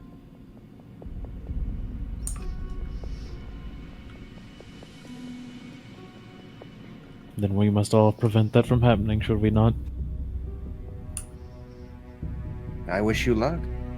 If anything were. Jeez, this guy's crazy. He's technically right, though. No, yeah, 100%. He is right. Yeah, she shouldn't be here. He is not wrong, and Sadak And is we- completely aware of that. We are getting to within 5 minutes of the crowning. Oh god. 5 minutes. Oh jeez, the tension Oh is starting my to go up. God.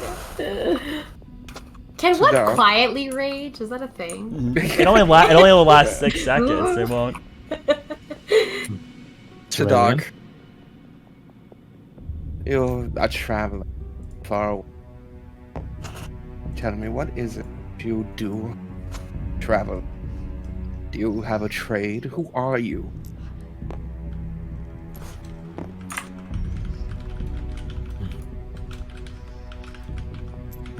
That is a good question. What do I do? Perhaps I was a paladin. I served justice above all. Personally had slain many demons, and through my trials and tribulations I was gifted the power to resurrect another.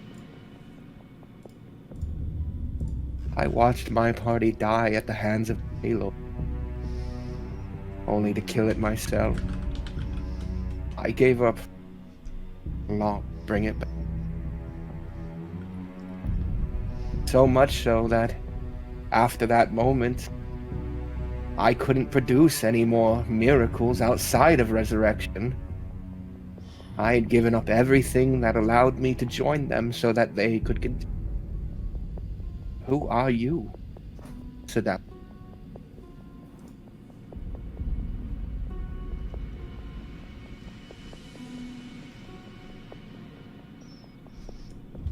I am an assassin. World of snakes.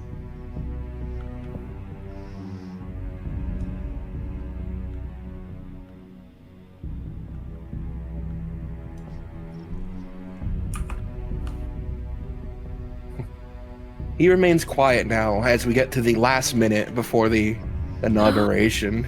You can hear the crowds outside. Now they're actually a bit audible. Did you take the dice back then, Mike, after these, dozen minutes of it? He's BRB. Oh, He takes them back, okay. I would assume. Alright. I ready my weapon. They don't have magic, so Nothing's I have to... gonna happen. I don't Relax. have magic, Is so there I have loose to play with stuff my in sword. here somewhere, like rocks and things, and I don't know. Not for the most part, no. There's nothing. They don't allow. They don't have anything out so that people who might have the ability to do something could. Yeah. Catapult is a danger. Some people might be able to manifest it on their way to the cell. Yeah. They keep it just these shackles that chain people up, and the runes on the floor. Amelia, does Amelia have weapons? I have I think you do, right? Nope, they all melted. The only thing I have is the firearm that Sidak gave me. So there is a way. It's not the ideal way, but there is a way to do this. So You preferred whenever I saw you using it, where it was daggers, short swords, what? Oh, I just was Long using whatever swords? she was given. So we were given short swords from the very first encounter, and so she was using those since. When she started doing it, unlock telekinesis. Okay, well then, Sidak would bring you over, and he would give you a short sword. Okay. Yeah, great. That is a tool to use. Thank you. I can now use this to attack from far away. Whew. I'm removing it from my inventory. I will add it to mine. Thank you. Do you want me to pay you a little bit for that? Nope. All right. We're getting close. Alright, a message, Frederick. Anything so far, Frederick? No, there doesn't appear. Wait. What? They launched a firework at the inauguration. Firework at the inauguration. Is there any skywriting? There was an assassination attempt on the king. And as he says that, you hear upstairs. You hear the sounds of fighting. A large battle is happening upstairs suddenly. So, Doc, could you do me but a favor? Could you take 5 steps back?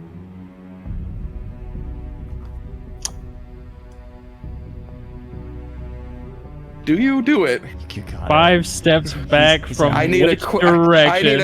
I need a quick answer. Do you do it? Sidak is gonna go that way, yeah, probably. Just in time as you watch a beam of light blast through the roof of the area and circle around him.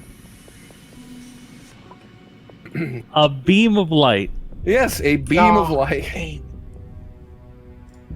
About yay big. Jesus. As it surrounds him. I see. Then, spell part of it worked. It's been pleasant. I'll see you topside. As you watch, as all the stone around here begins to float upwards. But the ceiling, did it just like melt through the ceiling? It destroyed it. This beam of light that came down destroyed this So area, there's a and now bunch of everything's dust and shit in the air. Yep, and everything is floating upwards instead of falling down. And you can see people upstairs, like people on the upper floors. As you look up close enough, someone just got sliced in half. What about Like, the gate? The gate was destroyed, right? As well. Yeah, utterly. Yeah. It comes out to this Amelia area. was gonna run towards the light. I will need you to make a Constitution saving throw. Fuck. Okay, well, someone had to try this. Damn, that's terrible. Oh god, it's like a +2 probably, right? No, it's like +1's 9. That's not great. You take. Oh, you take 9 points of force damage as you try to push through this barrier, and you're unable to. Okay, now.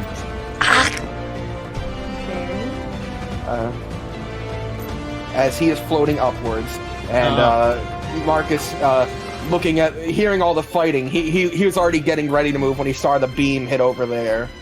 What's going on?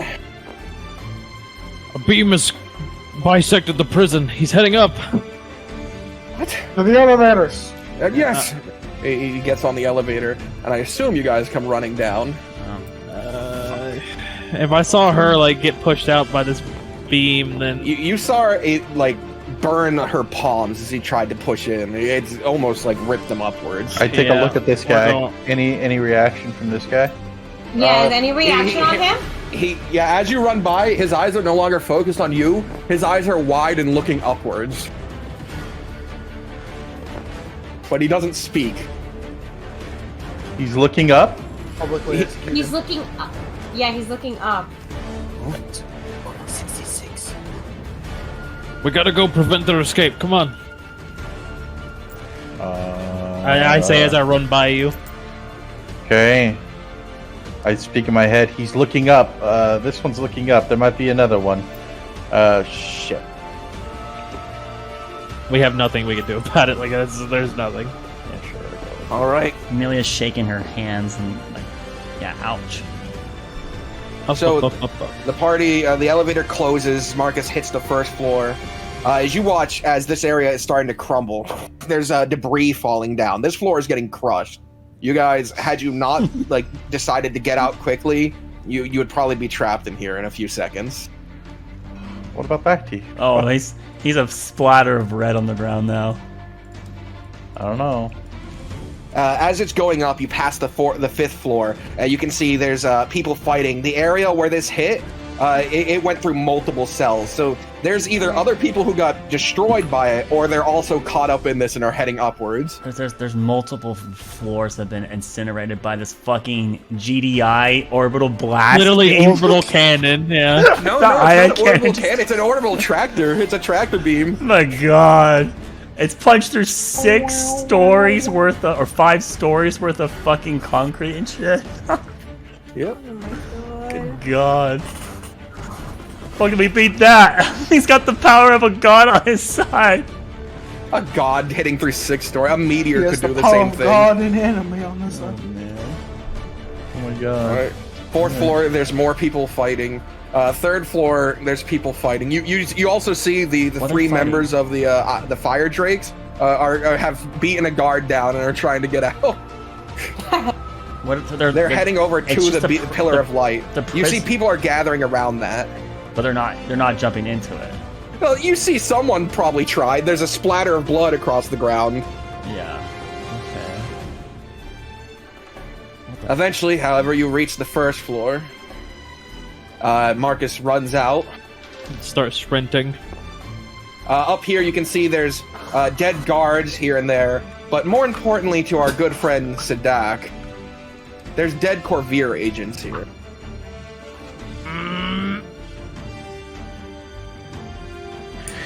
How does that make you feel? It makes me feel frustrated and confused. All right, pushing out and running through to the main courtyard. There are several figures out here. As the beam of light dissipates upon your arrival, leaving behind this hole in the ground with lots of debris falling through it, a figure in a mask grabbing the hand of Terrellian and pulling him out.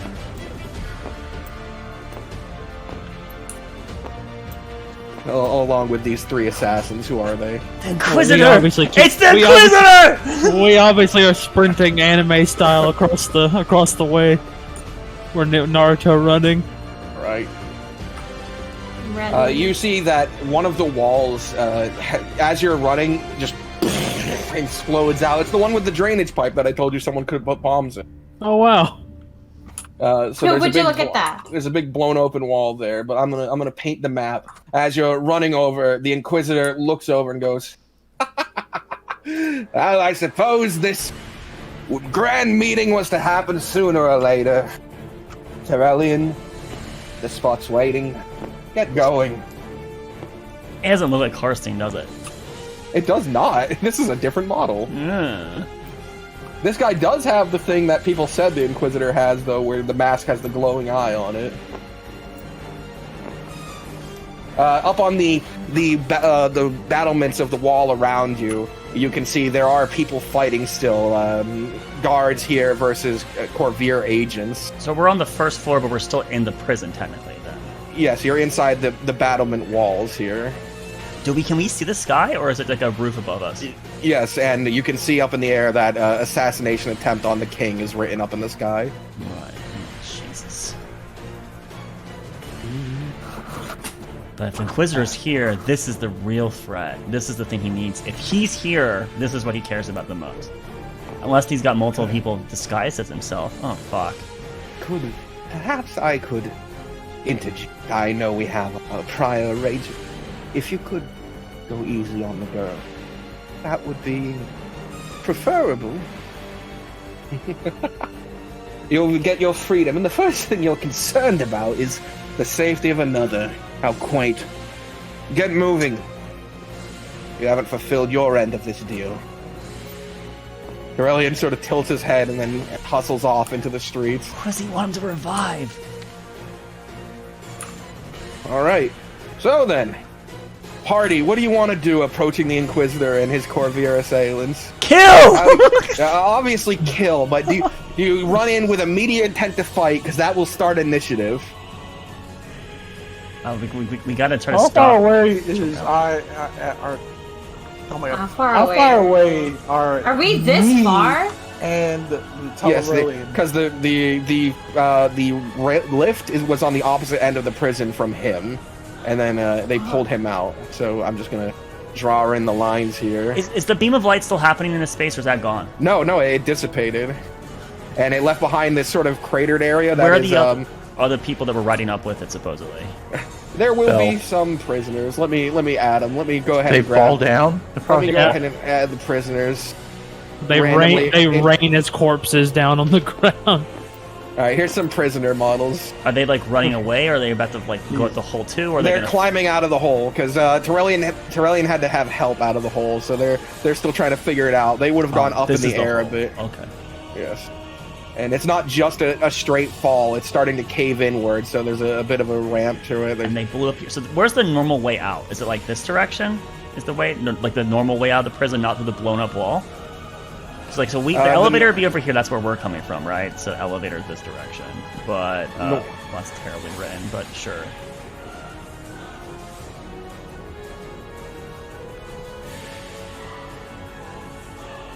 Let's just get the last bit in here. Oh, that's not good. Just to have an idea of where, if things get bad and we need to run away, we could run back to the elevator to go deeper down, or we could run towards the normal exit this way, right? So that's kind of why I'm trying to frame it. Let's grab a quick line here. Something like big ass building like this. The door you guys would come out would be over here. Yeah, you guys would come out here, and he would have saw you come out here because this is within view of them. Oh, so we came out and we went this direction. Yeah, that'd be the way out, and the main portcullis would be like right here. Would be the main entrance. So you guys are actually closer to the main entrance. Oh yeah, so we could have and there's dead guards here, and there's some new fuckers They're here. fighting Corvair agents up on the wall. Oh yeah, these fuckers aren't gonna fight. They're gonna run for the door. Okay, got it. Yeah. All right. So what is your immediate intention as he opens his arms to you across the yard? Is your immediate intention hostility? Well, I mean, I've got a lot of ground to cross for either thing, so I'm running. Gotta run. All right. You're running then? That's hostility. It's gonna be initiative then. He will fight back. All right. In case he gets Let's first. get the stealth fixed here. Oh, you know what? That's a roll. Come on, baby! Hey, that's a good roll! Woo! Get him, Amelia. Natural 19. That's gonna be way up there at 24. Or is it 23? That's 4, right? Okay, so that'd be 23.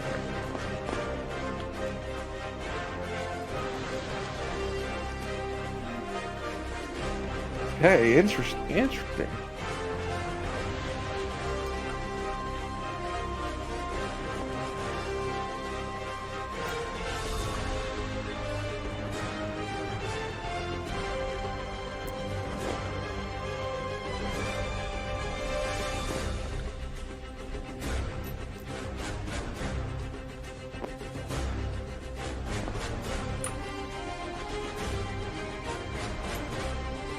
Aurelian has run away.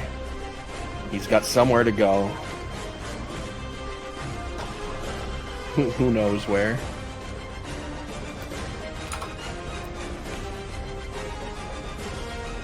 All right. As the Grand Hall, as this beam of light goes off, you can see this object in the air. It seems to be a floating staff. Sort of falls to the ground and shatters.